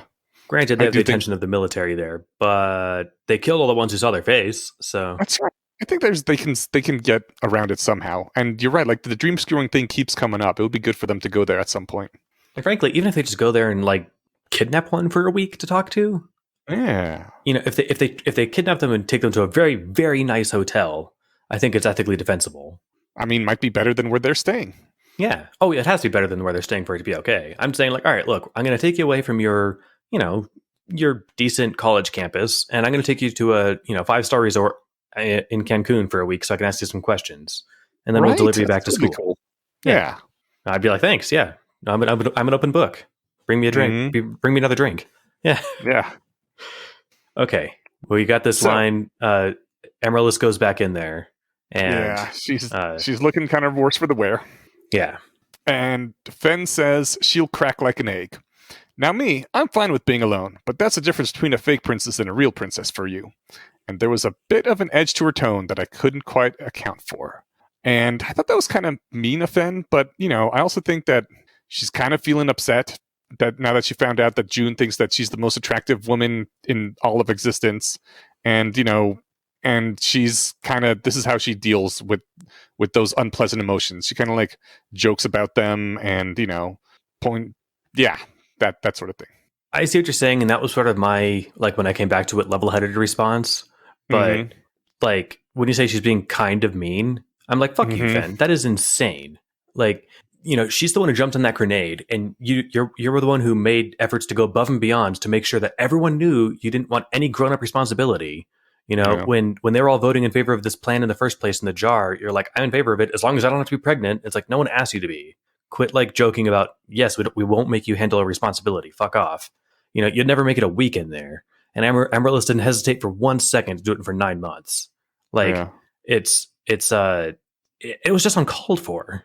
It didn't even come out of anything. She just closes the door and then she starts shitting on her the second she's gone.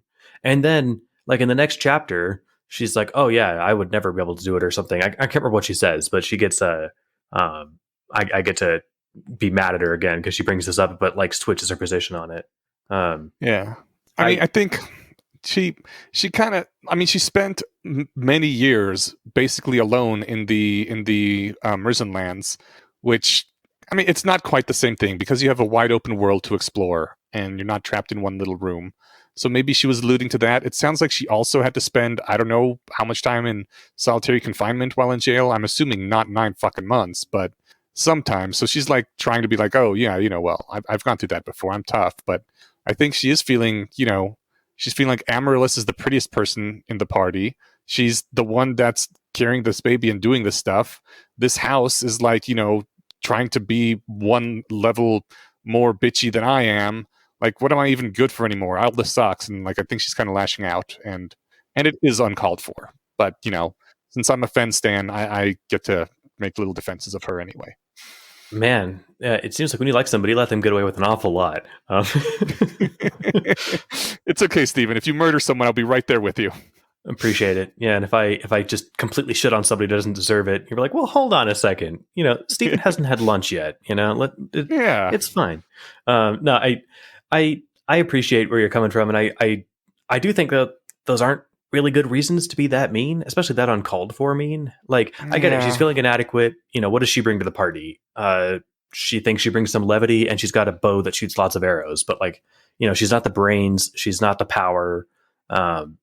she's not the one who will lay down on the wire and let the rest of the team crawl all over it, right? Like, Yeah.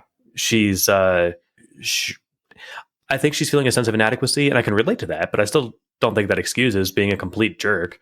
Yeah, that's I did not a like good enough reason. Yeah, I said when I did read your note, though, I said I like your idea. Your idea too, Inyash, makes Fen less of a complete cunt and it's more of a redemptive lens. Yes.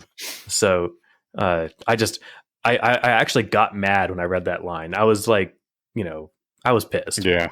Yeah. I'm like, how dare you? Amaryllis is being a hero. She just walked back in there. It must have been the hardest month of her life. And yeah, sure, you wandered around Zombieland for a while, but you didn't have to. No one made you do that. And, you got to go in and trade and stuff with people. Maybe you brought people out with you if you wanted. When you were in prison, someone had to bring you food. Like, you got to, at least make a joke at them, even if they didn't acknowledge it. Like, don't get me wrong, solitary is no joke, but being locked in a 20-foot by 20-foot room, she's got a lot of amenities and stuff. But I'm just saying, she's a fucking hero. And the second that you won't even say it to her face, Yeah. Anyway, that annoyed me enough to where I'm clearly still animated about it. It's hard for me to really defend her very much because, that was shitty of her to do. So I still like her. I make excuses for her, but yeah, that was kind of a shit move. It's all good. I'm sure that we'll find they'll probably have a talk at some point and make me feel better about it. It is one of those things though, if it's jealousy about, oh my God, here's June's ex-girlfriend and, maybe Tiff's boobs are bigger than hers or something, but we don't know what Ellen looks like. So that's not described. Maybe she's jealous of Tiff, maybe just remembering that June has had a girlfriend made her jealous. Maybe, Amaryllis's beauty, all that stuff. And I'm like, this is why the relationship stuff is a drag. I knew it would cause this nonsense. It's causing intergroup conflict. And I mean, you can't avoid that though. And also, like, apparently this is sure you can. Possibly Rack the first warned time. us. Oh, sure. June's just not supposed to fuck anybody ever. He's not supposed to fuck the party members. You hire all the prostitutes you want wherever we go, but yeah. I had experimental coitus with a friend once. It didn't work out. It's pointed out that this possibly was the first time Amaryllis had ever hugged June, and it's right after Fen finds out that he thinks she's the most gorgeous thing ever, and then she comes down and she gives him like this long lingering hug, and yeah, I think she's just feeling all sorts of bad emotions, and Fen does not deal with bad emotions very well. She needs practice. Yeah, that's she needs to level up her emotions because let's be real, she's in her 30s. She should have it together at some point, or more than this at this point. She's not a 17-year-old like June is, and he has his shit together more than she does. And yes. I'm not saying that emotional maturity is a necessary component of that, but it does correlate with age. And it does. Fen's twice his age and half of his maturity. But she got a tough backstory. Everyone's got stuff. But yeah, I think it's interesting because they did mention how the hug lingered or something. I think June was also the last hug. Yeah. So it was like, okay, when this hug's over, I got to go back to that fucking room. It could have been anybody. Oh, yeah, good point. I don't think it was special about June. I think it was just whoever I get to hold on to last before I have to go lock myself in this quiet room again. Yeah. But you know what cheered me up after all the being annoyed at Fen? We get to hear Uther backstory. That's right. I'm super stoked. Awesome. Well, let's get into the Uther backstory in chapter 91, an open house. Oh, it's like an open book. Like, yeah, sure, I'm an open book. Ask me questions. Oh. Except she's an open house. Yeah. Damn it. Yeah, you're right. Kind of works. I guess, yeah, it does. It's kind of also a pun since they're thinking of moving into her. I don't know. Yeah. But, all right, so this one opens up like, when Omar, I forget the guy's last name, Omar Anton is like a blacksmith or a laborer. It's like Carpenter, third person. Yeah, Carpenter. It's like third person perspective, and I'm like, okay, great, cutaway scene. But these have always actually been compelling, so I'm stoked. And he's like, oh yeah, I got this, and he's like doodling ideas about a house, and I'm like, oh, this is what the Forge Frenzy looks like. Yeah. And it's awesome. Before we move into the meat of that, there were a couple of things I had to pull out. So it's a small town surrounding the pit, and there's a line that says, perhaps a few dozen of the city's 10,000 people would have created an Entad, and so would have been able to empathize with the intense desire he found himself afflicted with. And first off, are all NTADs the result of forge frenzies? I believe that was said earlier, wasn't it? Yeah, I think so. I couldn't remember if like you could enchant something. It doesn't seem like you can. So like every magic thing is out there. Someone made in a forge frenzy. Yeah, and I think everyone is unique. You can't just like give a standard +1 enchant to things. Right, but you can make multiples of things during a If they were frenzy. made, yeah, if they were made during Yeah. the frenzy, yeah. Yeah, but the thing is, a few dozen out of the 10,000 people that live here, like that Mhm. explains why we're seeing magic items left and right. Yeah. That is a I don't know, a 1 in 1,000 rate maybe. I'm not sure what the few dozen rounds to, but if a few dozen in the 10,000 people that live there, no, it's a 1 in a few hundred. So no They wonder we see NTEDs all over the place.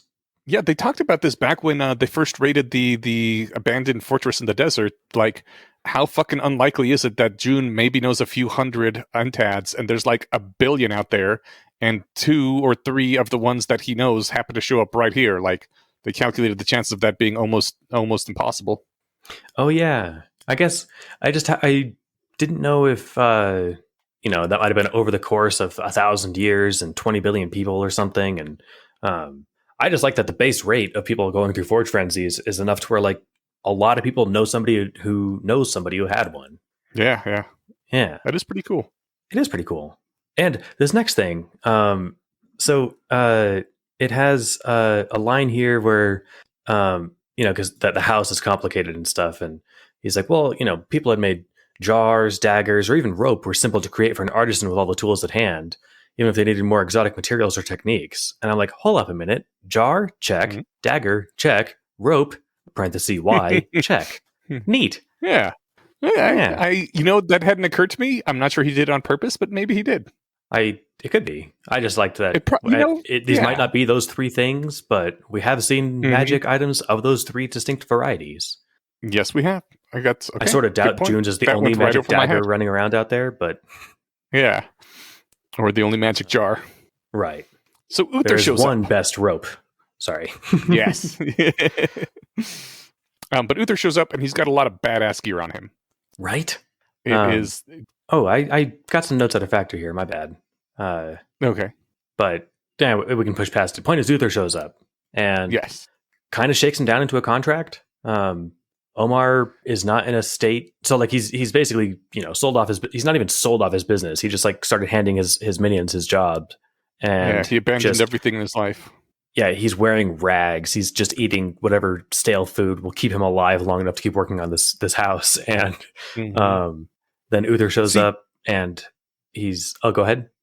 You say like he screwed him into a bad contract, and if Uther hadn't showed up, he would have spent his rest of his life living in this half-built house, eating almost nothing, wearing rags, and died who knows how many years later, maybe decades if he got lucky enough to retain some health through all this, and the house would have never been finished.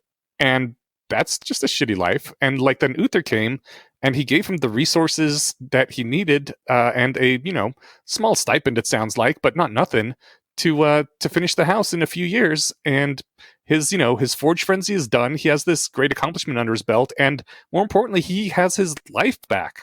He's no longer a forge frenzy zombie. He's a regular person again. I think that was pretty cool.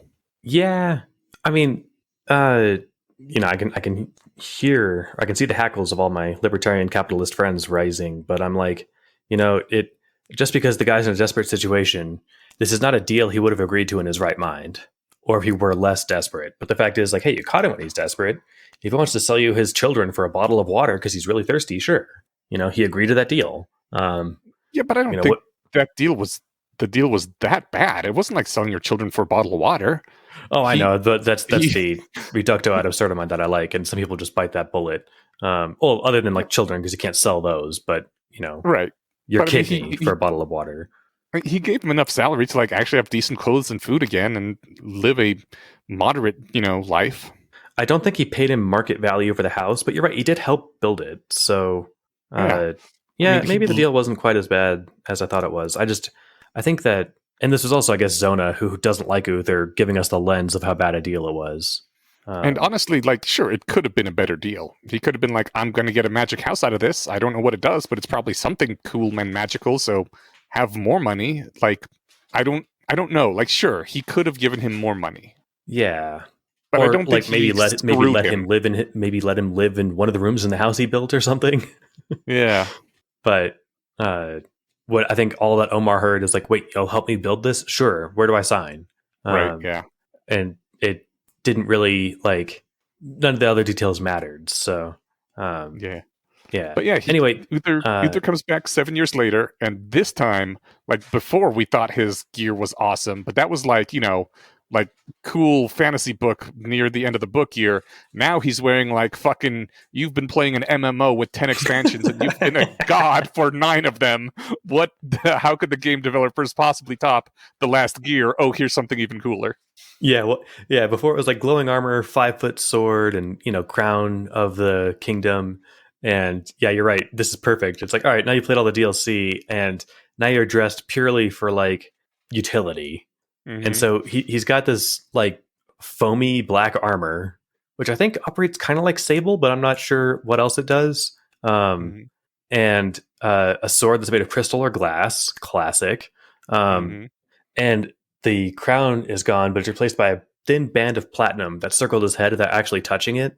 Nice. And I know I had to call that out because like the fancy factors multiplied like 10x by having it not touch his skin. Like, Yes. if it was a thin band of platinum, cool. I wonder what that does. That sounds like a magic thing. But no, it hovers. Why the fuck would it hover? Because it's cool. That's why. Like, Yeah. next to Before, Grax's axe, that's like the most useless enchantment we've seen so far. right? But it looks Yeah. so cool. It does.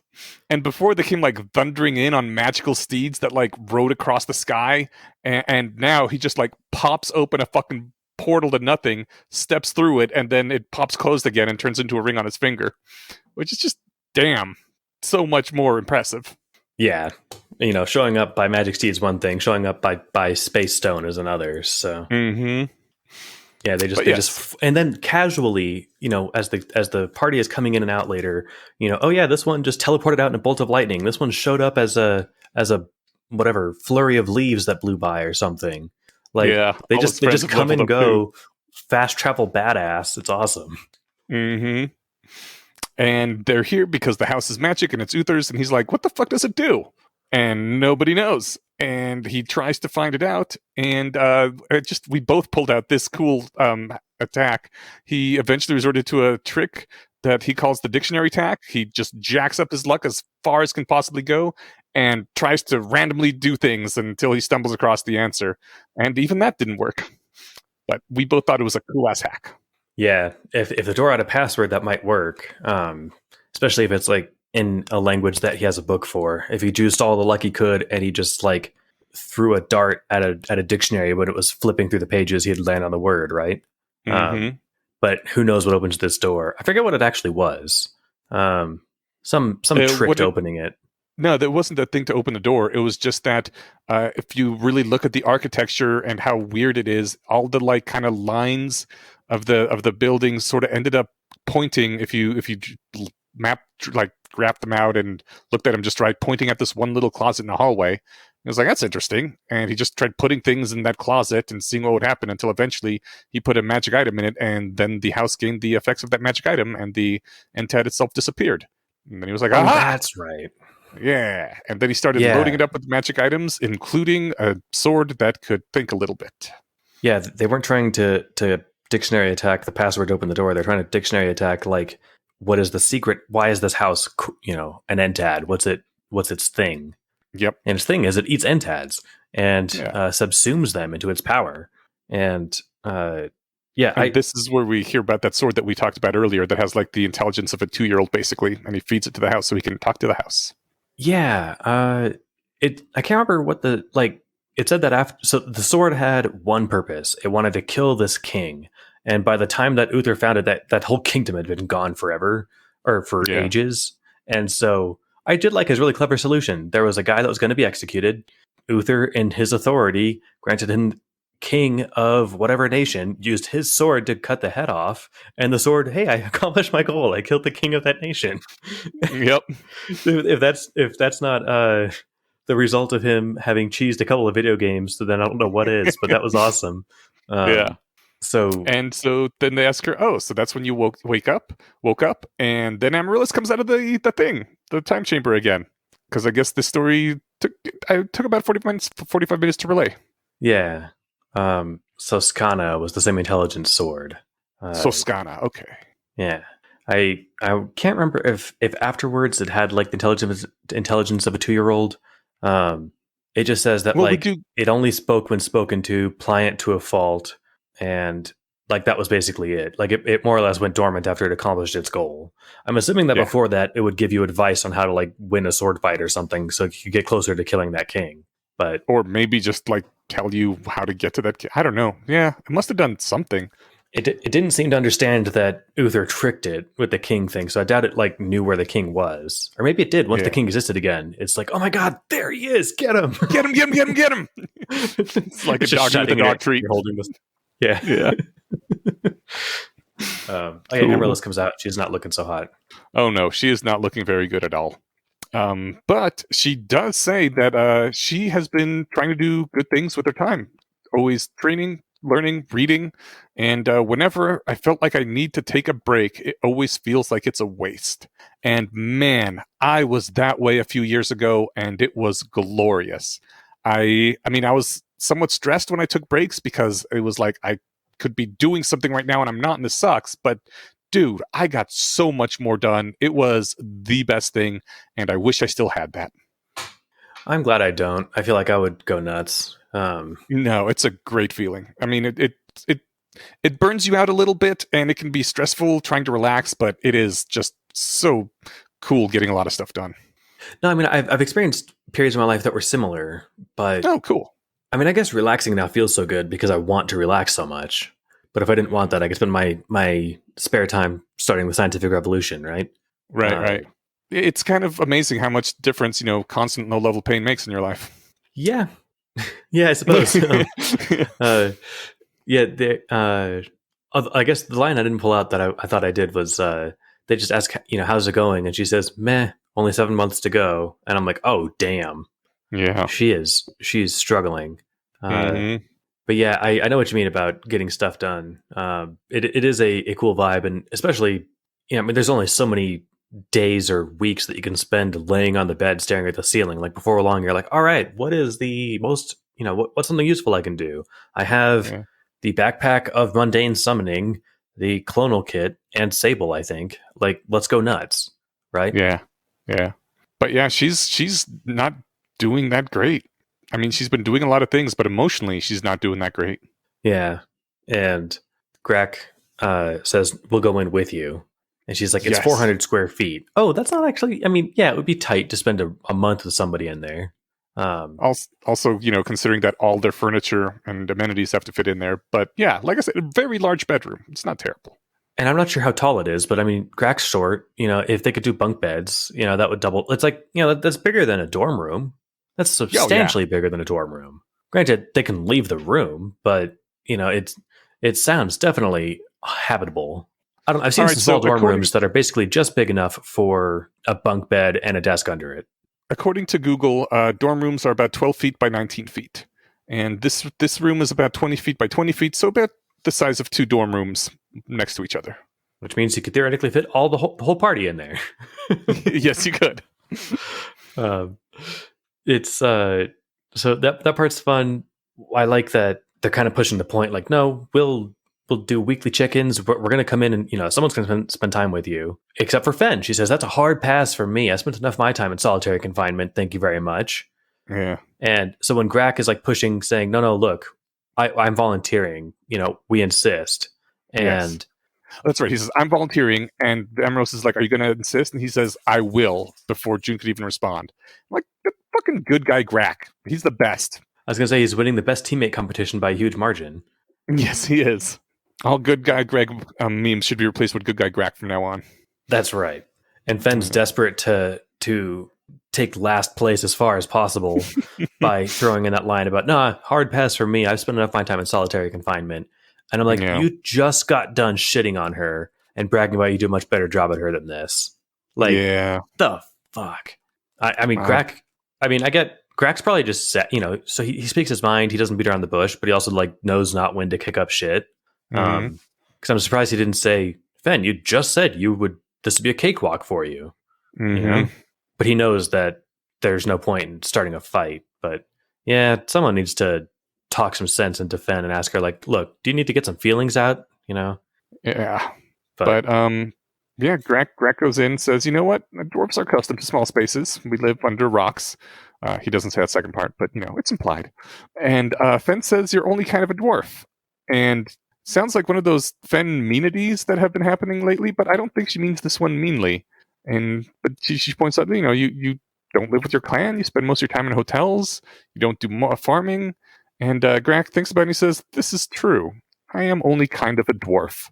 And I don't know. It even says the word sounded odd coming from him and a little bit sad. And that does seem a little bit sad. But he's like, I guess I don't really count as my species all that much anymore. yeah, Fen is just desperate to hurt everyone near her for no good reason. Maybe she's trying to be helpful here and be like, you haven't spent a lot of time hanging out in cramped spaces. But that's not how you would deliver that by saying you're only kind of a dwarf, right? Yeah. I think she delivered it probably a little bit kinder than that, but yeah, this is something that we skipped over when we were talking about the Frog Princess, where she was saying I kind of feel like an exile from my homeland, but that's like all of them are basically exiles. They're people without homes, right? Yeah. Which I mean, but I that guess doesn't make them not who they are. I guess Fen doesn't fit into a niche. She's a half breed that's hated by both, but Grak is as dwarves get. No, I think even he specifically said that I am much more cosmopolitan than most dwarves. I think that's. I mean, he says that like, when I read a little bit sad, it was the tone that he gave there. I feel like that was kind of like him, like, yeah, I guess you're right. I'm less than I thought I was, and like, I don't know. It doesn't seem helpful to kind of kick him when he's down on that, right? He's in semi-voluntary exile. Like Yeah.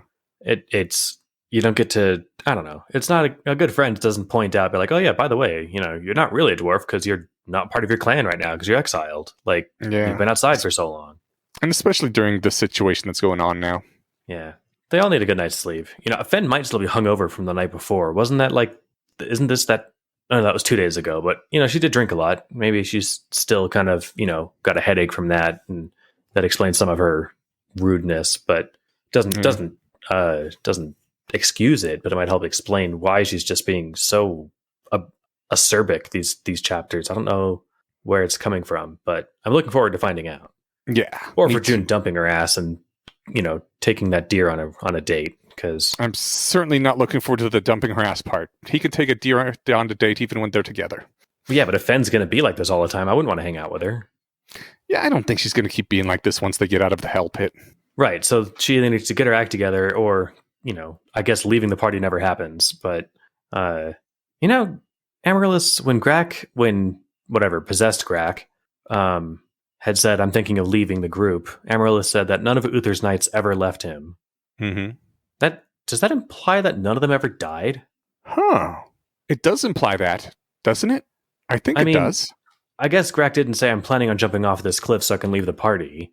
Right. He might have been able to do that, but none of them ever walked away from Uther, I think is what she said. But I guess then they could have died without walking away from him.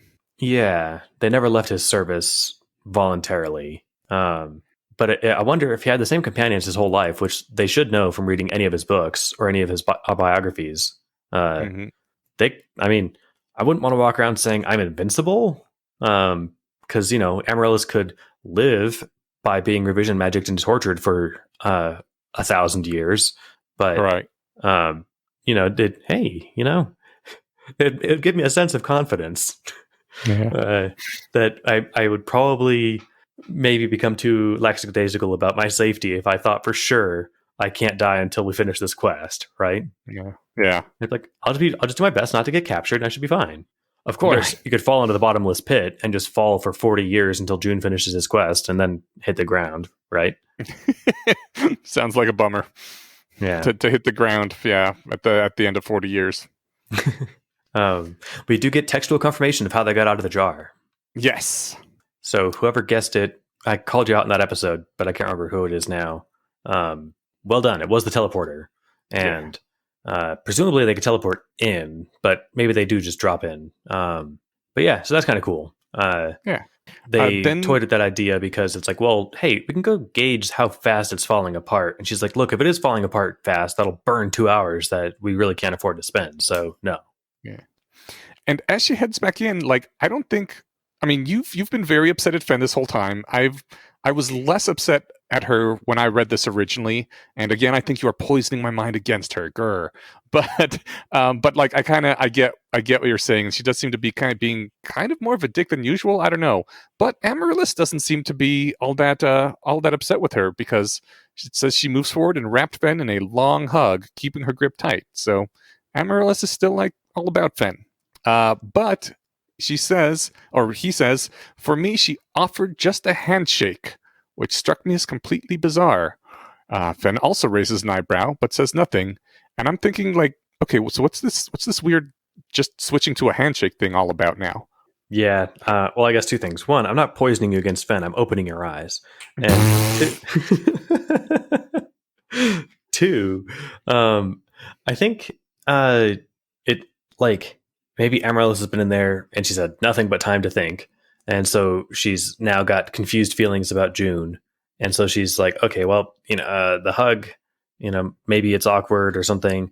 And she's not mad at Fen because she hasn't been around for half the mean things that Fen has said.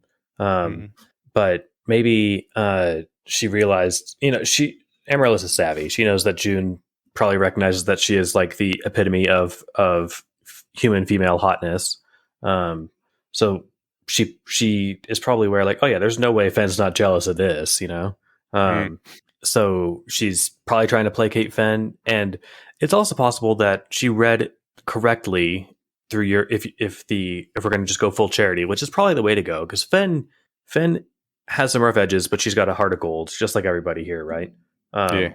So something is explaining this just complete madness of rudeness here, but Amaryllis maybe picked up on, like, man, that Grack comment was kind of a super dick thing. She must be having a tough time. She looks like she could use a hug, and made sure to go give her a hug first. So I also think that, like, we've been seeing, a bunch of little mean things all coming out at once, but like Amaryllis has been away for a month, and so those recent mean things kind of drop away, and she still remembers back to all the, great things Fen has done, how fun she is, the fact that, they've saved each other's lives, and that stuff, comes through, and you're like, yeah, actually Fen's pretty great. Maybe she just needs a hug or something.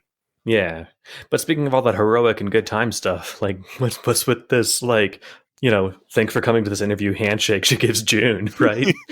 Yeah, I seriously think that, like, she's been pining for him in there. I think that the hug from last time kind of is an emotion in that direction, and now she's like, oh, I can't have him, I gotta rein this in. And so now she's like, nope, just handshakes for you, sir. There is too much of this chemistry between our genitalia. Yeah, I think that she confirmed between her first month and her second month that Zona can't visit her in that room. Because time flows normally for Zona. So, she may have had time to, I don't know, do what anyone would do if they had a month by themselves, that you might not have done if you thought you're under constant observation the first time. Mm-hmm. But, if she had lots of moments like that, thinking what she might think as betraying thoughts about June, or what, not betraying, but inappropriate thoughts about June, then maybe that's why it's like, oh yeah, handshake. So no more fuel for that fire. Thank you very much.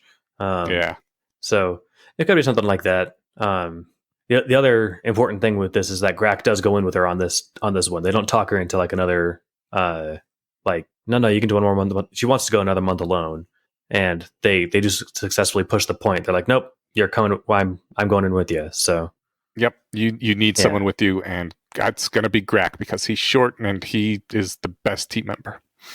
Fuck yeah, Grack. Yeah. I do think that, unless she's sure that she'd kill Finn, I do think that June should spend a month in there with her too. A, he could use a month mostly off relaxing. That's B, true. I think they'd get a lot of stuff done. Yep. That's not phrasing, but it could be. Like she could teach him a lot about engineering. They could talk Earth history, Arab history. Like so much of this, we've been wishing that they had just an unlimited time to talk, right? Yeah. And now they could do that. If you've got nothing but 2 months and no TV and nowhere to go, like let's do it. They should totally make that happen. He did already volunteer, so maybe he'll be next up after Grak if Grak needs a month off or something. Yeah. All right, so we flash back. Uther. Yes.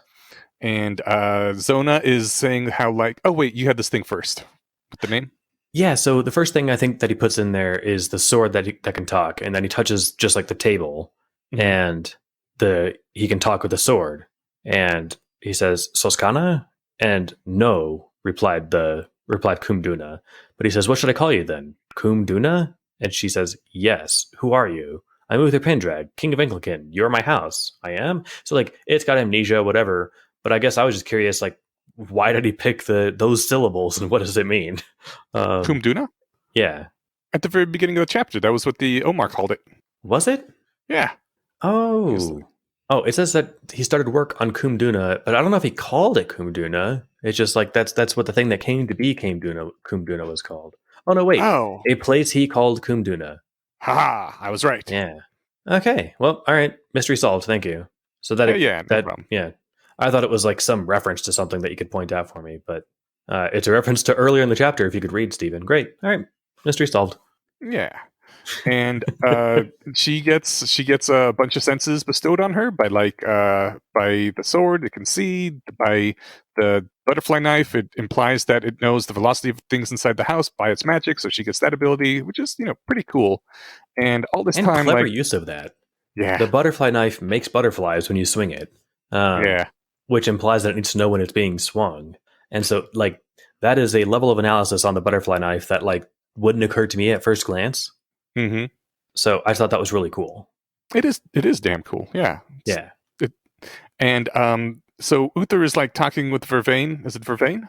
Yeah. Vervain. About, this house seems pretty cool. It just gets abilities when we load things into it. We got to find the catch. And Vervain is there doesn't have to be a catch. It's a big immobile house. Maybe that's the catch. And Uther's no. There will be something else, some grim reminder of how broken this world can be. A fortress whose drawback is only that it is large and cumbersome doesn't fit the pattern. And that made me feel sad for Uther because, it sounds like he's been subjected to a crapsack world and he's just used to things always being a lot more awful than they have to be, and he's on the lookout now for what's the next thing that can hurt him. Yeah. I mean, it's no wonder he's battle hardened. I mean, we've got a glimpse of how bad Arab is, and I don't know if it was worse before Arthur. It definitely had other problems, but he's been there for years and years at this point. So it was I'm not sure how long he'd been there, long enough to become king when he first visited. And then he came back 7 years later after having his kids, and his wife had been cut in half and all that stuff. So there's something here sucks. Got to find out what it is. And the horrors of the world have been thrown into his face this entire time. And Vervain winced. It pains me when you speak like that. And he says, I know, but with every passing day, I care less about how the truth pains you. Oof. And that sounds like a dick thing to say, but this is a guy who's had decades of just being tortured, and he's sick of people saying, no, man, look on the bright side. And he's like, no, there isn't one. Mm-hmm. Last time I looked on the bright side, my wife got cut in half. There's always a catch. Everything sucks. And this isn't me being, an edgelord teenager. This is me after decades of observing this terrible world. Anyway, I like that line. And Vervain just reveals himself over and over to be Uther's Merlin. Everything about him screams Merlin. It's great.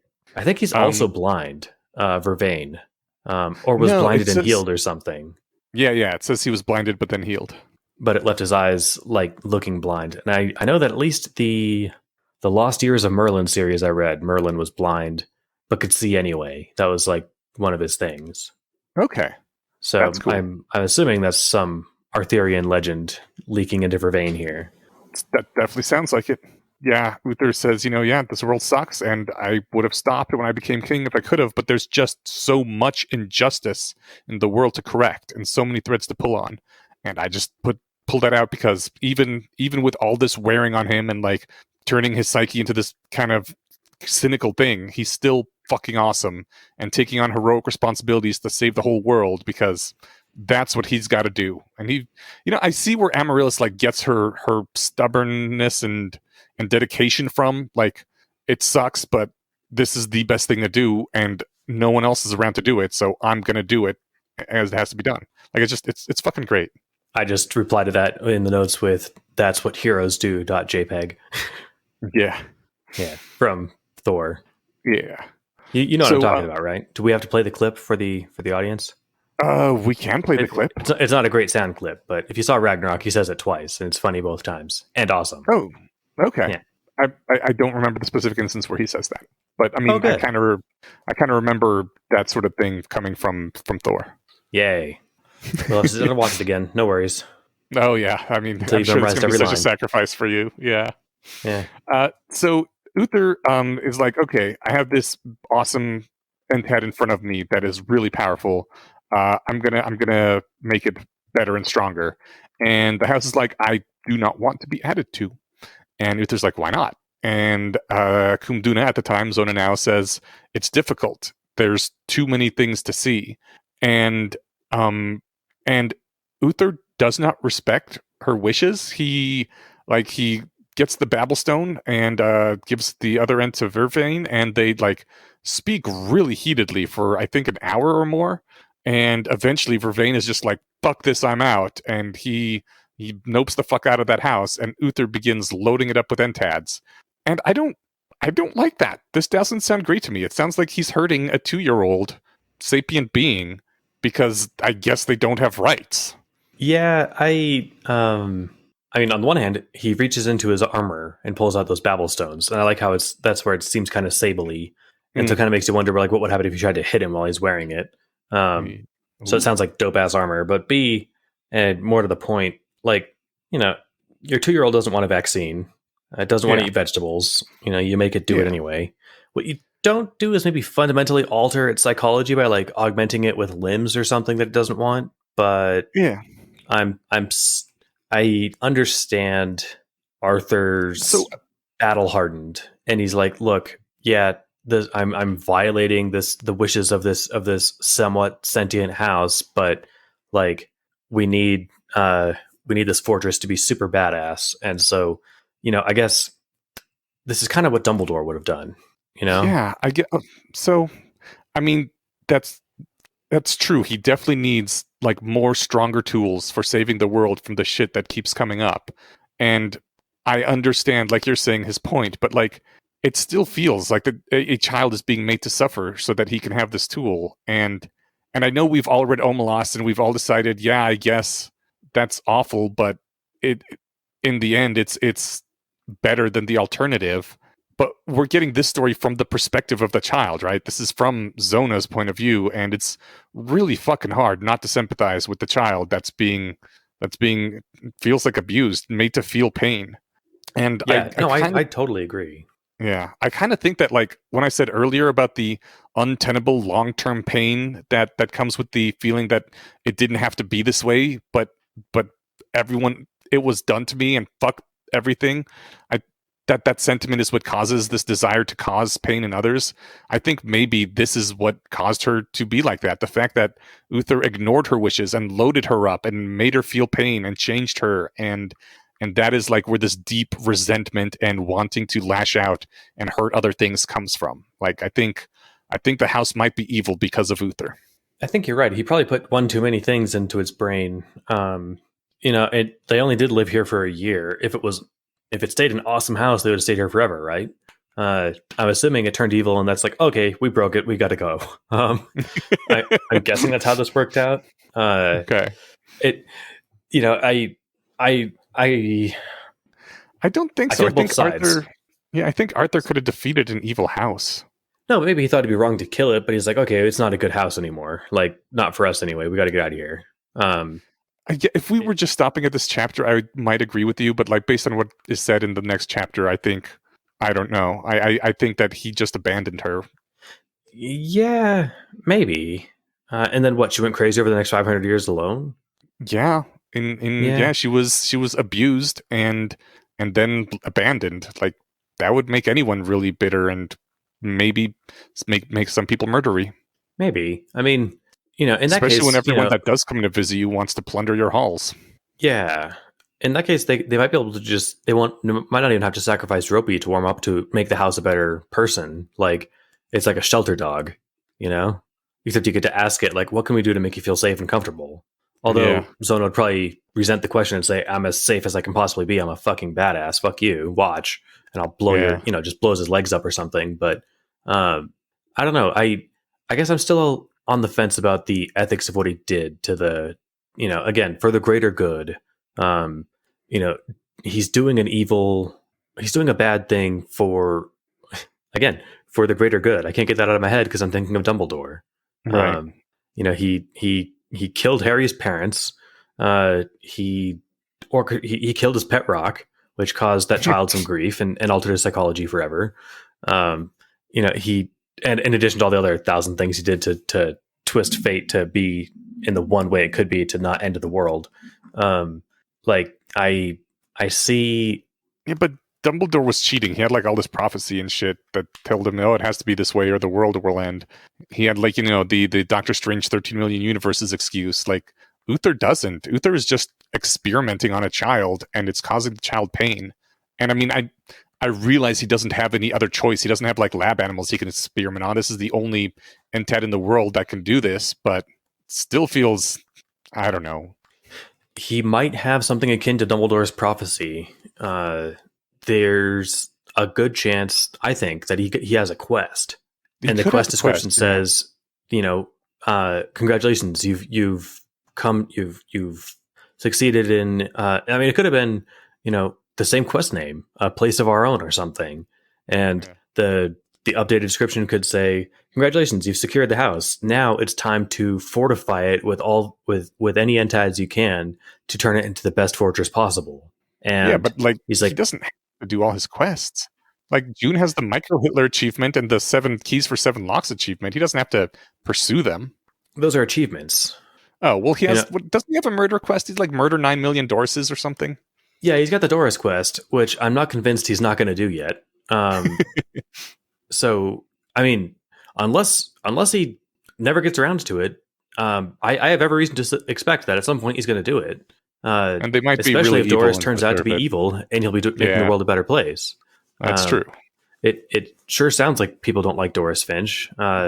So I maybe Uther's saying, look, yeah, this is another quest, and even if all I get out of it is closer to a level up that puts me in a better place to keep saving the world, it's hard to say he's doing the wrong thing, I think there's a certain level where you can just not do quests.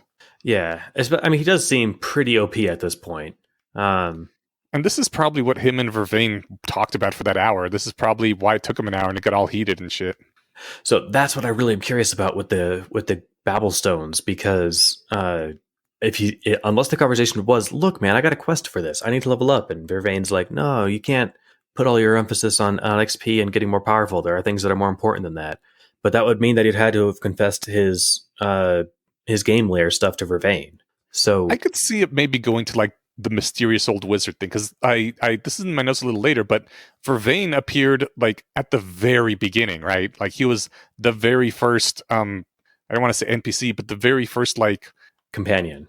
Yeah, he was the first companion. He ran into him like soon after his family was killed. Maybe he like didn't even know he was supposed to keep it a secret. Shit, maybe Vervain told him to keep this a secret. Yeah, that's definitely possible. Like, don't tell anyone else these things you've told me. Yeah. So maybe Vervain knew, but even if he didn't know, like they could just have a heated conversation about like the ethics of should you hurt this house versus I need to have the most powerful tool available for like when Apocalypse Demon 2 comes back, Yeah. I mean, that, it doesn't have to be okay for it to be in the end a justifiable and like maybe quote unquote the utilitarian correct thing to do, right? Yeah. Like, doesn't have to be okay to be necessary. Right. Again, the greater good. Yeah, I think since the story's coming from the perspective of the house is what makes it much harder to swallow. Yeah. It also kind of makes you wonder. I do take the house to be a bit of an unreliable narrator. Yeah. I don't know if it's giving us the straight story without any bias. It does seem to hate Uther. Yeah. So if it's putting him in a bad light, well, I'm gonna take your version of these events with a grain of salt. Yeah. That said, I would also buy it completely if this was confirmed, right? Right. So let's go on to the next chapter. Shades. Shades indeed. And I'm guessing this is shades of gray. Between good and bad. Oh. I was trying to think of, all these chapter titles mean something. And I don't call them out every time, but it's funny, this one just occurred to me as we opened it. But yeah, I mean, that seems, we're going to get there at the end. Shades of moral fuzziness. Yeah. So I guess first I had to call this out. Zona saying that Uther had a diadem in his possession that he added in order to see if it would grant me the singular focus that it applied to its wearer. And I'm wondering if that's the circlet that he wore, or if it was like just some other random crown that he had, right? Right. And it makes you think of the diadem of Ravenclaw. I forget what it was called, but you know what I'm talking about? I do. It didn't occur to me but yeah, I think you're right. That does sound like the Ravenclaw thing. Was that in Methods of Rationality? Did they ever reference it? It was definitely referenced once in Methods of Rationality. I think it was in canon too, but I don't remember what it did in canon. Just made the user smart, maybe? It didn't do anything in canon except for it was one of Voldemort's Horcruxes that they find and within like a few paragraphs immediately gets destroyed. Okay. And because Voldemort's a fucking idiot, he hid it in the Hogwarts. Right. But yeah, I think they mentioned the diadem in passing in Methods of Rationality, and that's where it says, "Oh yeah, it makes you smarter." So he gave something similar like that to the house. Yes, and it actually works. It helps her focus her thoughts and not focus on the pain. Yeah, so it's like, hey, sorry, we're going to reset your broken bone. I know you don't want us to touch your broken arm, but trust me, this will help. It's not quite like that because Uther kind of broke her arm in the first place, but yeah, but it helps. Yeah. They talk a bit about the contract again with Omar, the creator of Kumduna, and June is thinking about reasons why maybe Arthur didn't give him a great deal, and he says that maybe it was just a sense of fairness at play, wanting to make sure that it was the same for everyone, that he wasn't generous to the person right in front of him at the expense of those he never met. He talked about that before, I was pretty sure, how you shouldn't give to charities just because someone comes up to you with a sob story. And I was like, oh, well, that makes a lot of sense. And also, I think that Arthur is an effective altruist, because that's, a constant thing. Don't give money to inefficient charities in the first world that come begging to you for money because takes a lot of money to make someone's life a little bit better here. If you can give to the Against Malaria Foundation, that makes a huge difference for a little bit of money, or Deworm the World, or various other ones like that. And, that kind of makes sense that Arthur didn't want to lavish a ton of resources on this one guy just because he's near him and he has this sob story, when he could use those same resources to help many more people somewhere else in the world. And that made me feel a bit better about Arthur, even though still feeling, kind of scummy a little bit to Omar, but because he did get an awesome house out of it. But I get what he's saying, right? Yeah, I do too. I mean, I think Arthur's definitely an EA advocate given from this description, but yeah, I mean, I pass homeless people on my way from here to Safeway, and I live 90-second drive from Safeway if I'm taking my car. So, I could, in theory, house and feed the next person I pass on the street for a month or two. But with those resources, I could do so much more in the developing world. And as callous as it sounds, the homeless in America have it better than people in the developing world. Right. They have access to water and medicine. That is way more than the world's bottom billion have. Yeah. So, as far as the contract with Omar, I mean, if you're going to go full, let's go crazy EA he'd be like, no, I should give him as poor a deal as possible to save as much gold as possible to help as many people as possible. Like, I don't know if he went full on like that. I still feel like you could, give him pay for his years of labor and like plus some cost for the structure itself. Maybe that's what the deal was. I'm not sure how bad off Omar was. I think that he lived like a modest existence after this. Um, Mm-hmm. but when you pointed out that like, yeah, but if Arthur didn't jump in and help, he would have died trying to build this house. Like, and that's it. That would have been his life. Now Yeah. he gets to have a life. And, Yeah. it, as long as he's not, begging on the street, it seems like he's going to be better off than he was if he had died, just hitting away at this rock, trying to make this house a little bigger or something. Right. Mm-hmm. So, anyway, Arthur's talking to the house about what he's planning on doing next. He's going to the bottom of the boundless pit, which make me say, I knew it! Because they can't have no bottom, except, maybe he's also wrong. Like, turns out I was wrong. And yeah, he never gets to the bottom, spoiler alert. But I thought immediately, that there's a real bottom, and I'm glad Arthur's going to go find it. He uses the phrase, I'm going on a quest to the bottom of the boundless pit. Ooh. It makes me feel like he has a quest for it. Mm-hmm. Assuming he has the same interface that June has, June wouldn't drop the word quest unless it was, he knows that it's a loaded word, even if he's talking to somebody who doesn't know, what he's talking about, right? Right. So, maybe Arthur had a quest. Go to the bottom of the pit. You'll find something cool there. And he maybe didn't finish the quest, or maybe he did. Maybe he got as far down as he needed to grab whatever his quest was. Or maybe he just doesn't know what he's doing here. Like, maybe something compelled him to come spend time at this at the boundless pit in Kumduna, and he doesn't know. All right, well, what do I do next? Like, what's my thing here?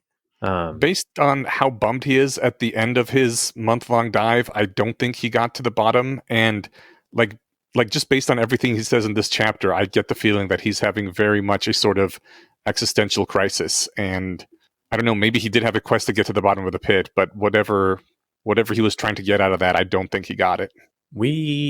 There's not much else to talk about in this chapter, so we'll get there fast. But I am curious about his state of mind at the end of this, and if it's because he didn't finish his quest or for other reasons. But I do have to say, as soon as he said, "I'm going down to the bottom of the boundless pit," and I'm like, oh, my guess for a while is like, I wonder if he's still down there, or he's been falling for 500 years. Right. So I'm glad he hasn't been falling for 500 years or stuck at the bottom of this hole, but I'm bummed that we don't know his approximate location yet. So yeah, if we had learned he was down there, we would have found him, by the end of the next, the end of the next book. Yeah. He tries to. That's true. Yeah, he tries to load up Kumduna with defensive NTADs, and she says she doesn't want to be defensive. And he says, "Do you want people to knock down your doors and take your stuff?" And she's like, "I am a house for living in." And see, she just wanted to be the best darndest house she could be. And that's too bad. You're using my mindset against me. Yes, I am. Yeah. I mean, valid, but you don't make a good house if anyone can walk in and, murder your occupants. I guess. I mean, I'm just saying. Granted, want it to be a house, not a fortress. You don't have to be a murder machine to be a good house either, but well, my house is a better house because the doors lock. Yeah, I think she may have lost her way somewhere along the way. Yeah, well, no, I think that he was like, yeah, sure, but to be a good house, you need to be defensible. Well, that's not necessarily the case, right? Yeah. You just need a good locking door. You don't need whatever giant guns and lightning. The ability to poison the air inside you. Yeah. So I think I put, she eventually either changes her goals or really sucks at being a house. Well, yeah. I am for living in, but I'm really, really bad at that. Yeah. Anything that tries to live in me dies really quickly. So he starts talking with Kumduna about this project he's working on, and it's a story. And he says it's a story about a man for whom nothing matters. His actions, for good or ill, have no lasting consequences. What do you suppose he does? And it's revealed later in this chapter that it's Groundhog Day. I don't know if this is my future knowledge tainting my memories at this point, but I am a huge fan of Groundhog Day. I've watched it many times, and I'm pretty sure that before it was revealed that this was Groundhog Day, I already thought, oh, that's Groundhog Day, because like that's the entire purpose of Groundhog Day. That's the theme. That's its reason for existence. It's what do you do when your actions never have any consequences? And so that when I first read this, I was like, oh, he's writing Groundhog Day, but like based on like the frame of mind he seems to be in, and he's saying the story of a man for whom nothing matters. Like lots of times when people write things, they write things that are meaningful to them in the moment, right? So, I thought also like maybe he's talking about himself, because it's like it doesn't seem anything he does matters. He's gotten really jaded and battle hardened, and we were told earlier that he just keeps facing the same cycles of narration over and over, where he gets this challenge and has to go defeat it and then comes back, and then the next one is slightly worse and so forth, because that's how stories go. But he feels like he's trapped in these narratives that continue in cycles, and he always does the same thing over and over, and the problems never entirely go away, the challenges never cease. And that does feel a lot like Groundhog Day, and that from his point of view, and that no matter what he does, it doesn't matter. The world is still fucked, and still he has to do it again. Yeah, 100%. I don't think that was your future knowledge tainting your rereading of this, because my long version of these notes have the same thoughts. I'm like, is he just describing the movie Groundhog Day? Yeah. But it is so allegorical. I basically laid out what you did, except less eloquently. That it's his life here is like this loop, right? Yeah. The second that he finishes something else rears its head. And while, yes, there can be lasting consequences, nothing sticks, Yeah. And so it's definitely an allegory for his life, and maybe the history of Arab or something, maybe the history of Earth if you really squint. But like you said, people write about what's important to them at the moment. I imagine he probably wrote Harold Plotter not shortly after arriving, but that might have been one of his first. And then maybe he wrote the Star War when he was overthrowing the Dark Lord. There's times in his life that seem to fit with a lot of the books, because he had all the movies of Earth in his memory. I don't know. He did also do Lord of the Rings. But yes.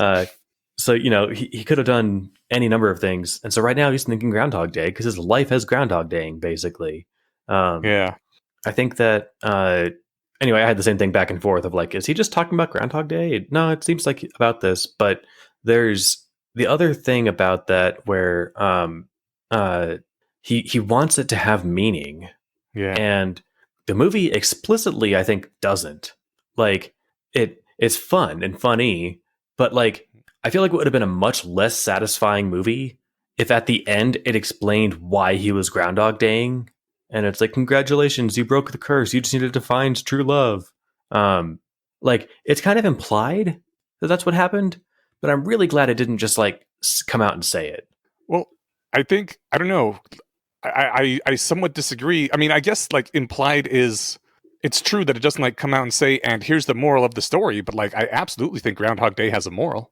I guess the other thing I was thinking about about the dissatisfaction with what could have ruined that movie is if it explained like why he in particular is being cursed with Groundhog Day. Right. That would have been stupid. You spat at the wrong gypsy and now you're going to be cursed until you find true love, right? Yeah, that would have yeah, that would have made the movie suck. I just find it hard to imagine that he spent that many presumably centuries, at least tens of decades in that loop and not found love once before that, right? Oh, so I don't think that all right, so two things on that. First of all, I assumed it was at least centuries based on his level of knowledge and skills and everything. I believe in the original screenplay, it said something like 6,000 years, but then they cut that out because they didn't want to put a hard number on it. But I don't think his goal was to find true love. It was completely... So, I mean, you mentioned in the notes, like, he's trying to rewrite Groundhog Day to have a moral. I think it totally has a moral. And the moral of the story is, like, when nothing you do matters, you at first have a complete existential breakdown because we need our lives to have meaning and to matter. But eventually, like, he does all the terrible, horrible things. He murders people. It doesn't show him raping anyone in the movie. I assume he must have at some point. I don't know. But there's no way he didn't Westworld his way through that town if he was there for 6,000 years. Yeah. But eventually he just... he self-actualizes, basically. He's like, you know what feels good? Just doing good things and learning stuff and being good to people. And once he comes to peace with the fact that he will be in this day forever and nothing will ever matter, he decides to just be good, because the moral of the story is when you self-actualize, no matter what else you learn, you will become a kind, good person, because you will realize, you know what? We're all just kind of stumbling through this together, and it feels good to be good to people. And you can't have that deep understanding of what it means to be alive and what it means to be a human and to be yourself without becoming a good person. And so in the end, he's just a good person living the best life he can, and he's content with that. And once he has turned from being the selfish asshole, typical Bill Murray character in the beginning of the movie that he always plays, which is why I don't watch any movies with him, because I hate the character he always plays. But he was perfect casting for this, because he starts out as a typical Bill Murray character, but then at the end, he just becomes a good person once he's self-actualized. And it's not about falling in love. Like, sure, he like had love at the end there for a little bit with the lady, but he knew it wouldn't matter. The next day, just go back to how it was. He was just enjoying the day for what it was and himself for who he is. And then he got popped out. And that was, that was the moral of the story. Yeah, I really like that read on it. I'm sure it was more than just like, this will be a fun prompt for a story. But I mean, I feel like Voldemort would have started making the town of Groundhog Day a better place in less than 6,000 years. Like he started off as an asshole, not a Voldemort. I feel like that's the kind of thing you try on like day 50. Wait, no. I mean, yes, that may be the kind of thing you try, but just trying it doesn't matter. You have to I see what you're become it. saying. Yeah. And per that Christmas song, just do good for goodness sake. And you have to entirely subsume that into your being, where that's all, all you want to do. Yeah, I like that a lot. And when you put it that way, it's got a very, very profound moral that, like, yeah, it doesn't matter if it lasts. You're doing a good thing. Yeah. I think at some point, like on his last day, he catches some kid falling out of a tree or something, and it's like, sure, if he had fallen and broken his leg, well, it'd be gone the next morning when the day resets. But it's like, yeah, but it would still hurt. Let me stop that. Yeah. There's another, I think, is a great Groundhog Day movie, despite having, like, quote unquote, an explanation that I feel like I just complained like would make this Groundhog Day worse. But Palm Springs was Andy Samberg one that came out, I think, in 2020. And I really liked it. And the main thing was because he accidentally brings someone else into his Groundhog Day loop. And that guy's pissed. And once in a while, we'll drive back to it's the night of a wedding. We'll drive back to the wedding and just like torture Andy Samberg to death. Yeah. And, it's not much of a spoiler. Everyone should watch this movie. It's great. But he's got this thing. He's like, no, you don't hurt people. It doesn't matter if it resets. The pain is real. Like, so I don't know how long he's there, and he doesn't know either. I'm assuming some long period of time, like Bill Murray. But the takeaway is like, no, it doesn't matter if it lasts or not. Like, you don't do bad things. You don't hurt somebody. Like, and I like that a lot. It was put less artfully than the way you described about, internalizing just, I'm going to just be a force of good in my little part of the universe here. But it was a less refined version of that. Yeah. Anyway, I like that, but it makes me wonder then why he is working so hard to write a different ending for it. I think maybe because he wants it to matter, like in a longer lasting way, because he wants his life to matter in a longer lasting way.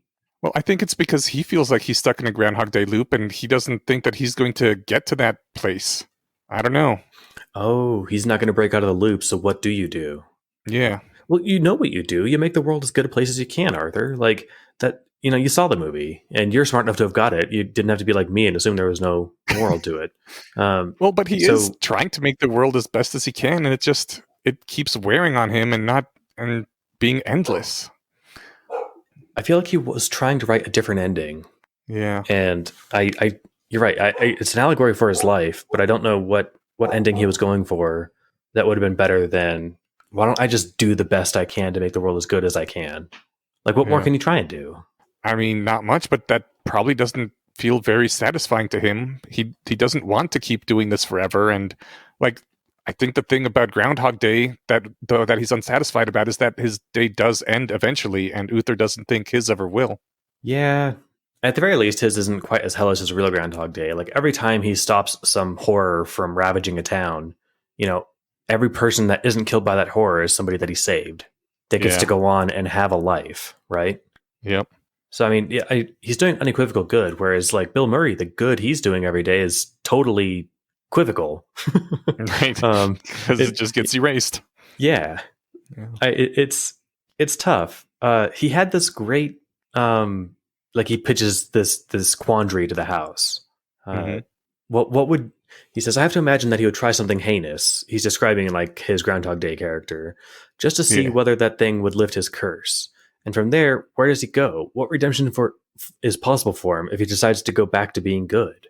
And so I like that. I It's do a good too. puzzle. Like he mentions that in his story, like the guy rapes a woman and then he becomes irredeemable in the eyes of the audience, which I think is absolutely why that wasn't shown in Groundhog Day, because he needs to be redeemable still, and that would make him irredeemable in the course of a 2-hour movie. But Bill Murray does kill people, sort of like in a fun way. Like he's like, haha, I'm drunk and I'm going to drive us into this train. But he kills at least some people like that we see. I'm assuming he kills people in other ways too, but it doesn't matter. Like it just doesn't matter, because a few hours later they're resurrected and none of one remembers any of that. Like it didn't happen. So I don't know if he even needs redemption, because it didn't happen for any of them. All that matters is how it affects him personally. So he can still find redemption for himself, since he's the only one for which long-term things matter. And if he can bounce back from that, then that's good for him. Yeah, I think Uther's also talking about, I mean, maybe because that is, I don't know, somehow that's more heinous than killing somebody. And I'm not saying somehow to like say that it is in ways that I could probably describe if I wanted to spend several minutes, but I don't. It's worse than just killing somebody. When he killed those guys driving into the train or whatever, like it could be played for laughs. It's the kind of thing. It's the kind of thing you could do in just a few seconds, right? But to torture somebody to death, that'd be, yeah. So like that would take a lot more work to come back from to unfuck your psyche. But so not just your psyche, which is I think half of it. The other half is Arthur's trying to write a story. Yeah. And so what could I do that would redeem him in the eyes of the audience? Yeah. And you got to do a lot more than just become a good person to come back from something like that. Yeah. Like maybe throw the emperor down a chute and die in the process, kind of level of redemption. Yeah. Yeah. It's fun. I think it says that he never finished the Groundhog Day, which I'm sure there's something to read into there. So I thought I had one more thing to say on that bit, but it's not coming to me. So we'll move past it. And his party is advocating against his plan to keep jumping into the pit. I think his first excursion was like a couple days. Yeah. And then he comes back and it's like a week. Mm-hmm. And then his last one was like a month. But between his second and his last one, they're arguing with him. They're like, being alone in the dark for days at a time isn't good for you. And he says, you know what? The being alone in the endless dark isn't the cause. It's not what's not good for me. It's like, it's a symptom. And I think that he's right. I think that, the symptom is loneliness and alienation. And one of the ways that plays out is him jumping into a pit for a month at a time. And the cause is that nothing matters. I mean, like, we can see that from his Groundhog Day manuscript, that he feels like nothing he does matters, and that causes that loneliness and alienation. And one of the ways it manifests is in jumping in there. It's almost like being stuck for years in an environment where nothing you can do matters is damaging to your mental health. And I mean, my notes have cough, high school cough. I think you can do more good in high school than you can jumping down the bottomless pit or Groundhog Daying. I mean, that's jumping down the bottomless pit is the symptom. The thing that he's doing is saving the world over and over, which I think is probably a lot more good than going to high school, but still doesn't feel like meaningful to him because it keeps not changing the situation on Airbever. he has his wife, he has his kids, like those are goods. It's interesting that he can't take solace in those things that like, hey, look, I've done good things. I think maybe Yeah. just seeing more and more bad happen just seems to take some of the victory out of his wins. But Groundhog Day, yeah, it was just my last thought on Groundhog Day. The most unrealistic thing about those movies is that Mm. you don't spend 6,000 years in that situation and then like come out anything like an okay person. I'm not convinced that you would be able to live anything like a sane life after that. That you wouldn't just lose your mind.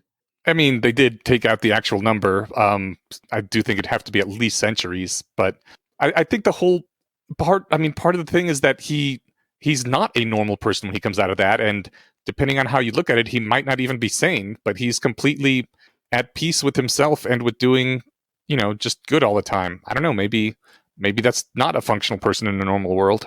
I'm talking like super unfunctional, just like foaming at the mouth, like babbling on the ground. But maybe he did that for 50 years, and Right? since his brain kept resetting, it's like, all right, fuck it, I'll go back to just driving out of the city as far as I can and setting things on fire. Yeah. So Maybe all right, his last insanity looped thought. all the way around back to sanity. Okay, go ahead. Exactly. No. My last thought on Groundhog Day is I do have a Groundhog Day protocol with my wife, and Yes, everyone should I have love one of this. these just in case. Did I already tell you about this? You did, yeah. Oh yeah. I mean, it didn't take long to think of. I thought of this years ago, but it was it's funny because like over 10 years ago, I thought of like, what if I meet myself from the future? How would I handle that? That one I can't give the details about because someone could pretend to be me from the future. But the Groundhog Day thing is open for everybody. So obviously, the whole thing is like, how do you convince somebody you're Groundhog Daying? It's not clear like what getting people's help would do, but basically, it would take 3 days. The first day where you don't know you're Groundhog Daying, the second day where you know you're Groundhog Daying, and then to the person you want your help with, you're like, okay, look, I'm Groundhog Daying. And now, because we've had this conversation, she knows, like, okay, I've got my long password in mind. And I'll have to explain, it's only day 2, tell me the password. And then on day 3, she'll tell me she'll say she's got a long password in mind, and I will tell her the password. And then we don't have to go through like the hour of wasting time to explain that I'm Groundhog Daying, right? Yeah. Now, granted, that doesn't solve the problem, but at least it gives somebody, some.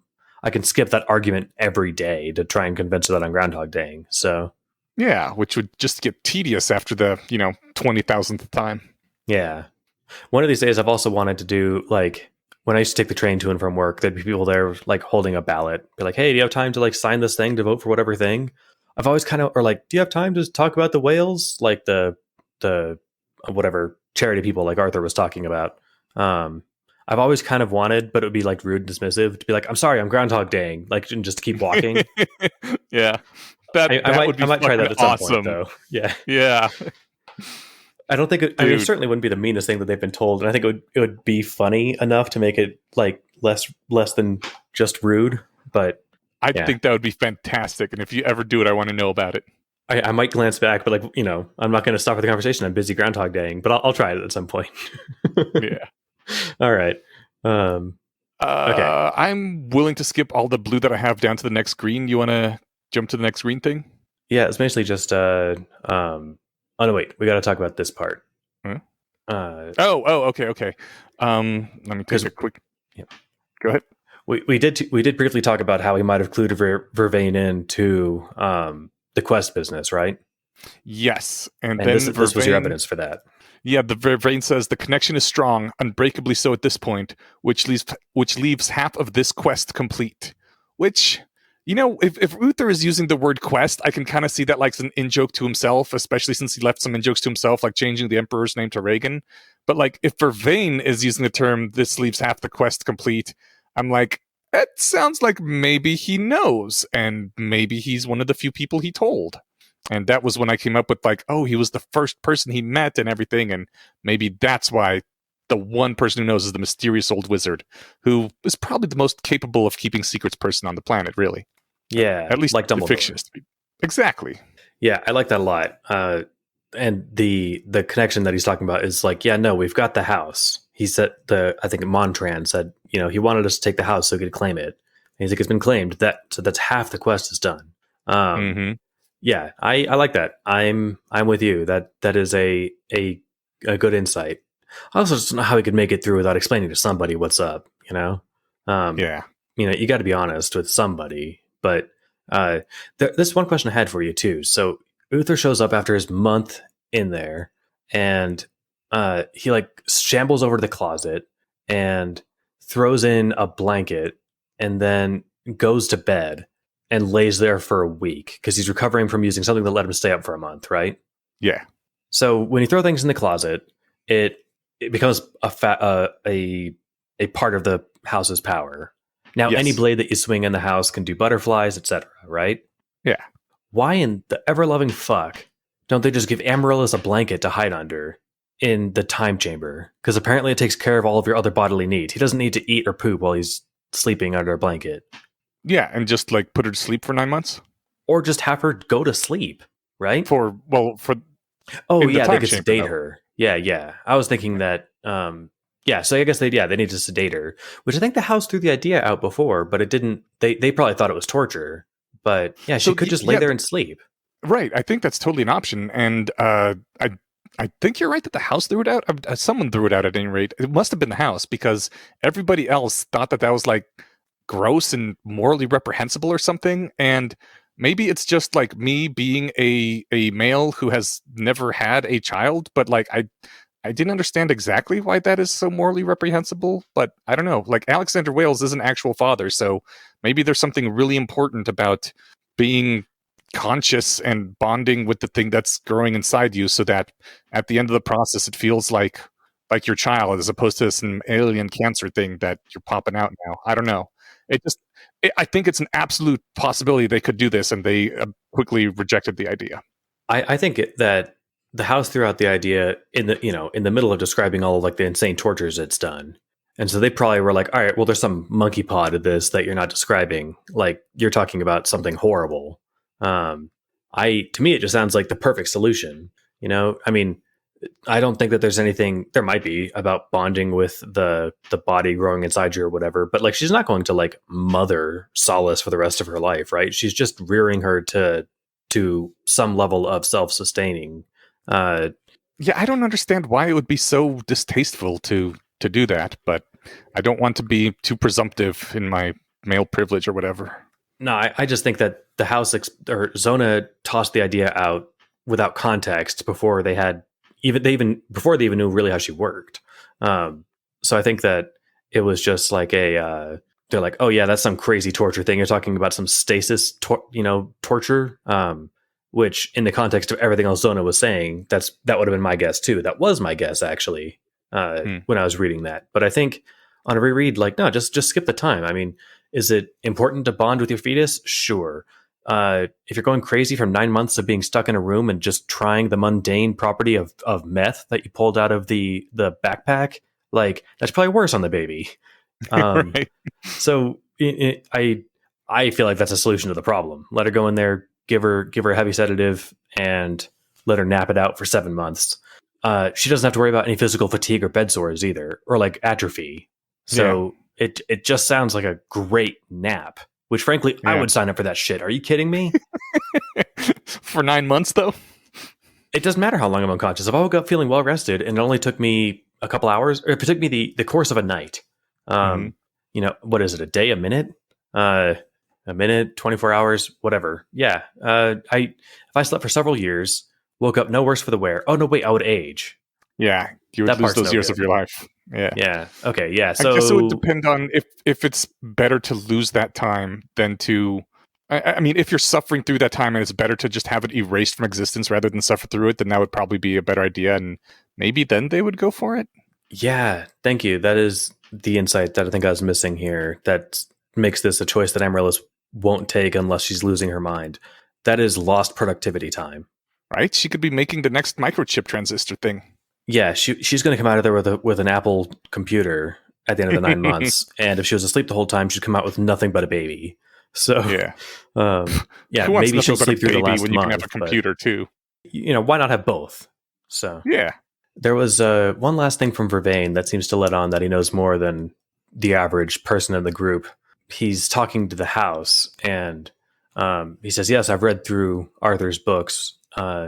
He says, yes, once, when there was some question as to whether he was really Uther, I was looking for a method of confirmation, and I don't know what would have made him wonder whether or not he was Uther.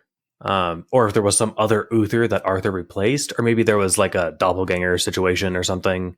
Yeah, I would imagine some kind of doppelganger quest. Yeah, but it was still cool. And then he's looking at Tiff, and he's like, maybe seeing you in that form will do him some good.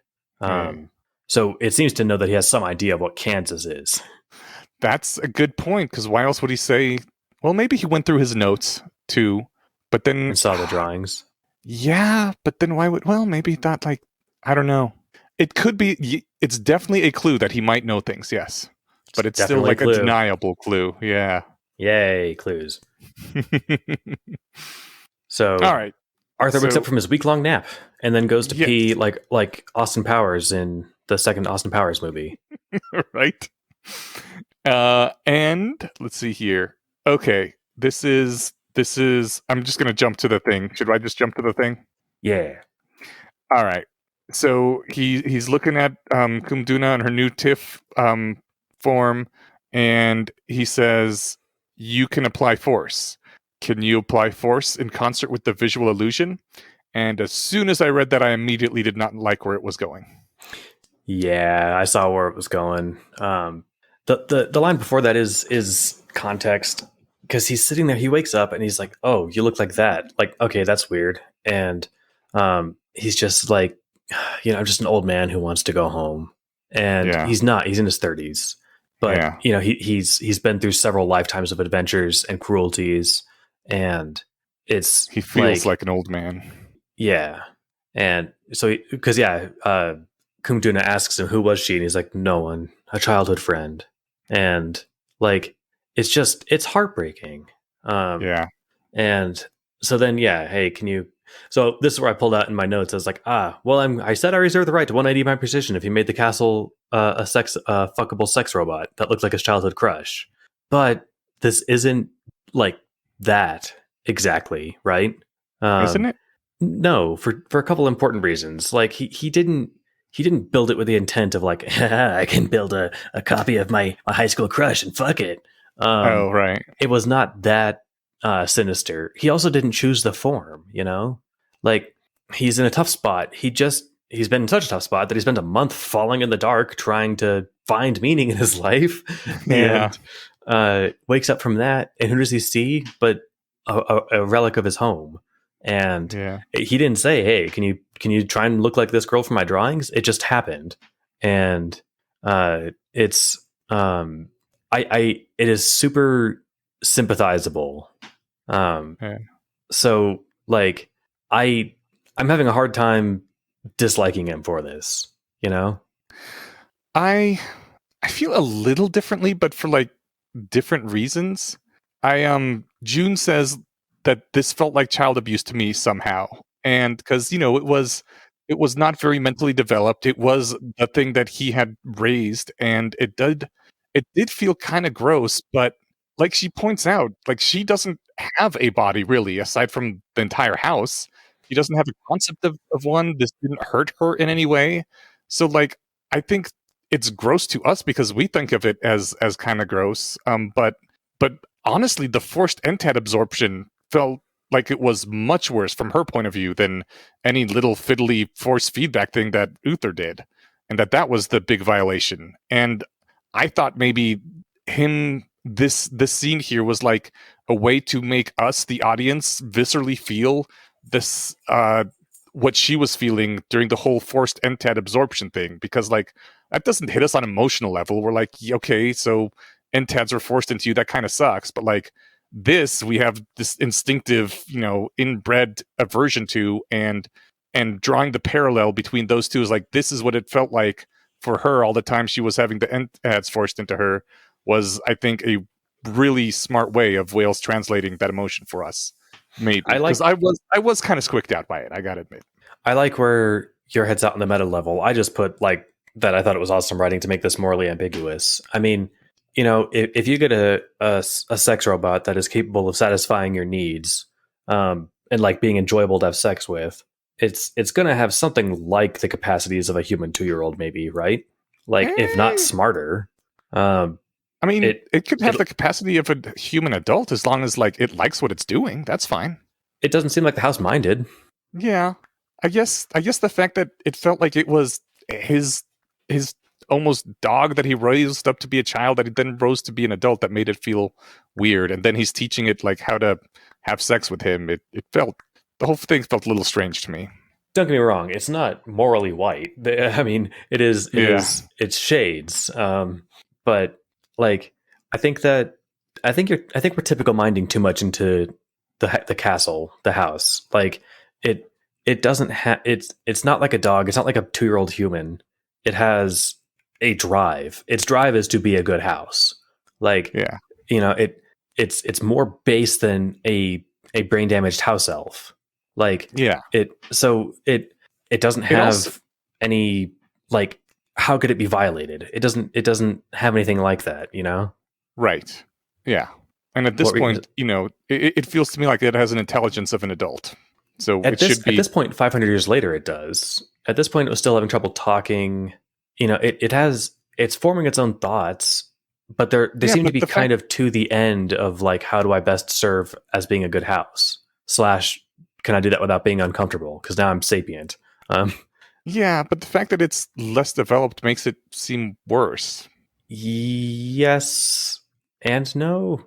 There's some uncanny valley medium where it's like the least bad it could be along the spectrum. Uh, I mean, Uh, I don't know. It's weird. I I'm with you. Don't get me wrong. I'm not like super on board with it and like, hey, high five, Arthur. To me, this is tragic. Like, again, he didn't set this whole thing up on purpose. It's just like, for a moment after his month long fall into a pit and his waking up to seeing who else but Tiff sitting at his bed, like, it was a moment for him to pretend like he was at home, like, for him to entertain the life that he wished he could have had. yeah, And but it wasn't like just a moment. It said that he needed to instruct her and teach her about the intricacies of touch and how to do it. Like it doesn't seem like a thing that just happened. oh, not that morning, Zona says. It took him some time to build to it. Okay. So he did entertain this fantasy for a little longer than, the longer that he worked on it, the less okay I am with the project. It, Yeah. it's tough. I don't hate Arthur after this, but it just shows me that well, hey, let's look back at the Groundhog Day thing. If Bill Murray raped somebody in that movie, could he ever have been redeemed? Or is he forever the worst person ever? No, I think he Um, could be redeemed because there's no lasting consequences to anyone except for him. hmm. But Okay, well, I mean, I don't know. This gets too I close mean, to I guess terrible things in ultimately, real life. But like, yeah, can a real life rapist ever become a good person? yeah, but I have to think it's not impossible. right. But at that point, we're not. He certainly wasn't a good person at the time he did it, and No, I feel no. like Arthur just feels like Zona isn't a person because she's an entad, and he saw her being created from wood and nails and shit. But I think that's kind of fucked up. Maybe it's because she's mean, but I see her as, like, less morally important than Ropey. Like, Really, it maybe is the psychopathic murderer in her, but um, she I seems don't a know. lot more intelligent than Ropey to me. So to me, she's like more morally important than Ropey. She's more person-y, but I think less morally. I think you lose moral importance on the scale. The more Hitlers you get, uh, the less morally, the less I care about, like, saving you as a person. Um, Sure, but at the time Uther did this, she wasn't, she hadn't killed anybody yet. yeah, I'm just saying my disposition towards Zona has already been colored by her mountains of dead bodies. But Gotcha. no matter how many Hitlers you have, it's not okay to, like, rape you. But that's not what he did to the house. It's just like he had simulated sex with a uh, hologram. Right, and that wasn't even very damaging to her. She says it wasn't that big a deal. What was bad was all the forced NTAT absorption, which was more akin to violation of her body and her consent. Yeah, I there was a line here at the end where she says, "It took him some time to build up to it, the sex." And once he had, that was apparently enough for him. He said to Vervain that he understood the lesson of that the house and the pit were meant to teach him.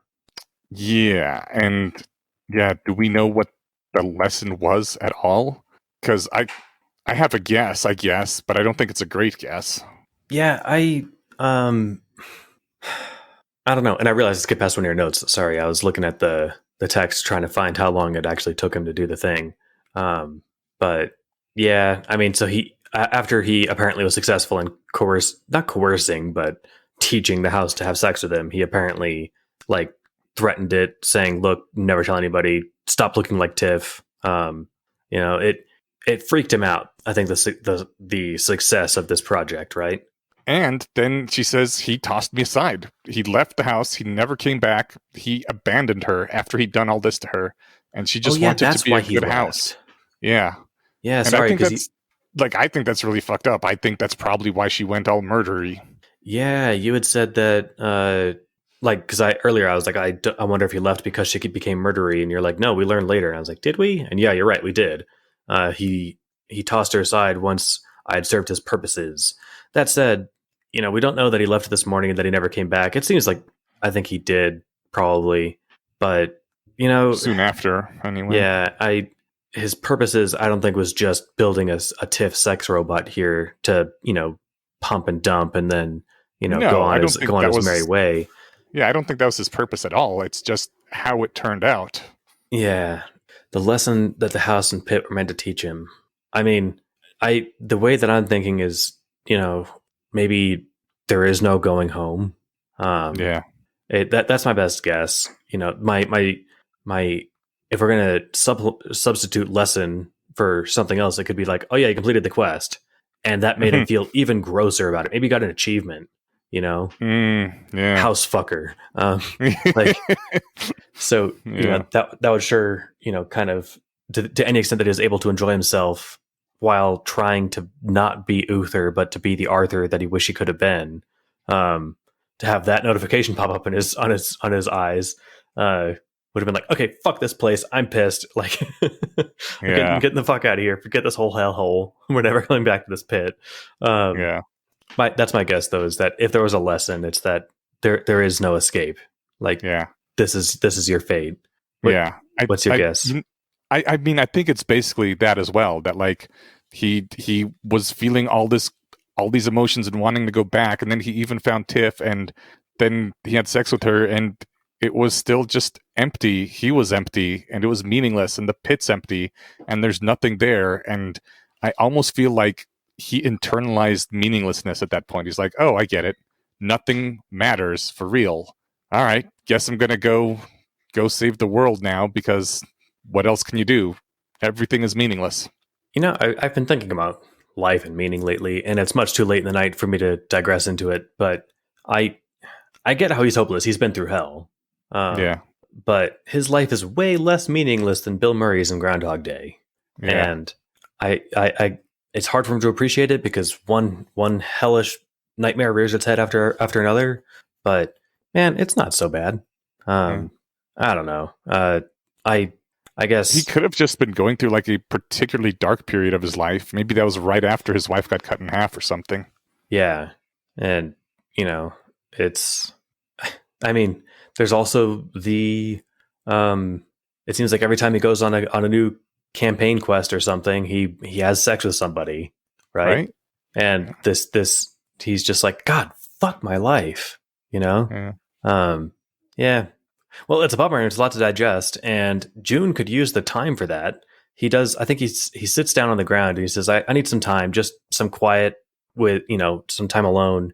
And he gave an internal groan when the time chamber door opens a few seconds later. Yes. And I'm like, dude, honestly, it sounds like a great time for a shift in there.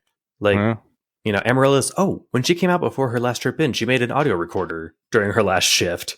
Mm-hmm. So she's heard all this now, or not yet, but she's about to. Yeah. So I'm thinking, just make her invent headphones, or maybe she can summon them from air or from Earth. And so you don't have to hear the conversation again, and you go in there and relax.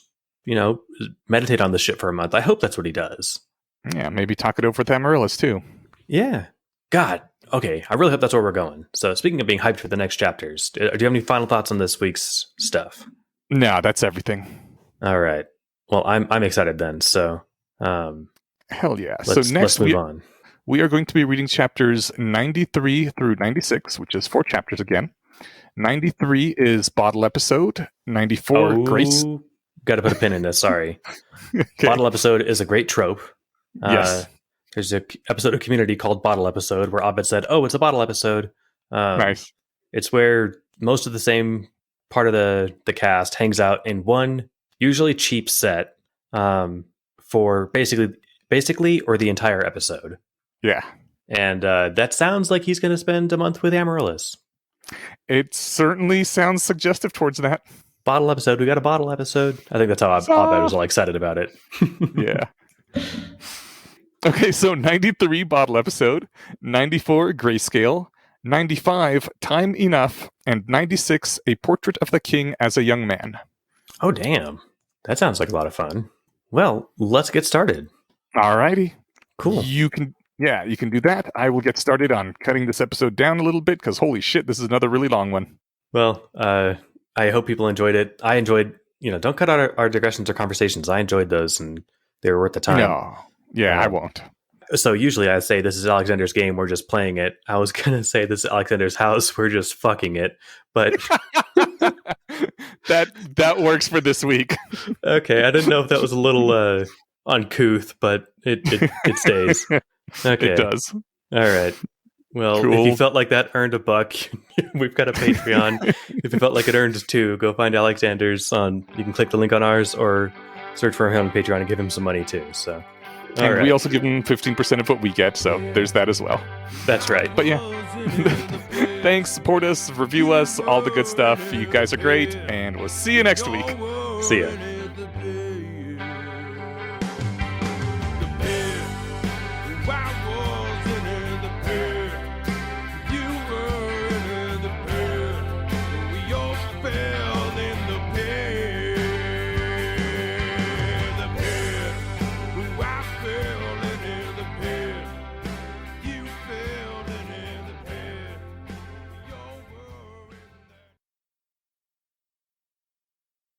Hello, John Hamm. This is Eneash. This is am I where you supposed to play press the file now? Yeah. Aha. Okay.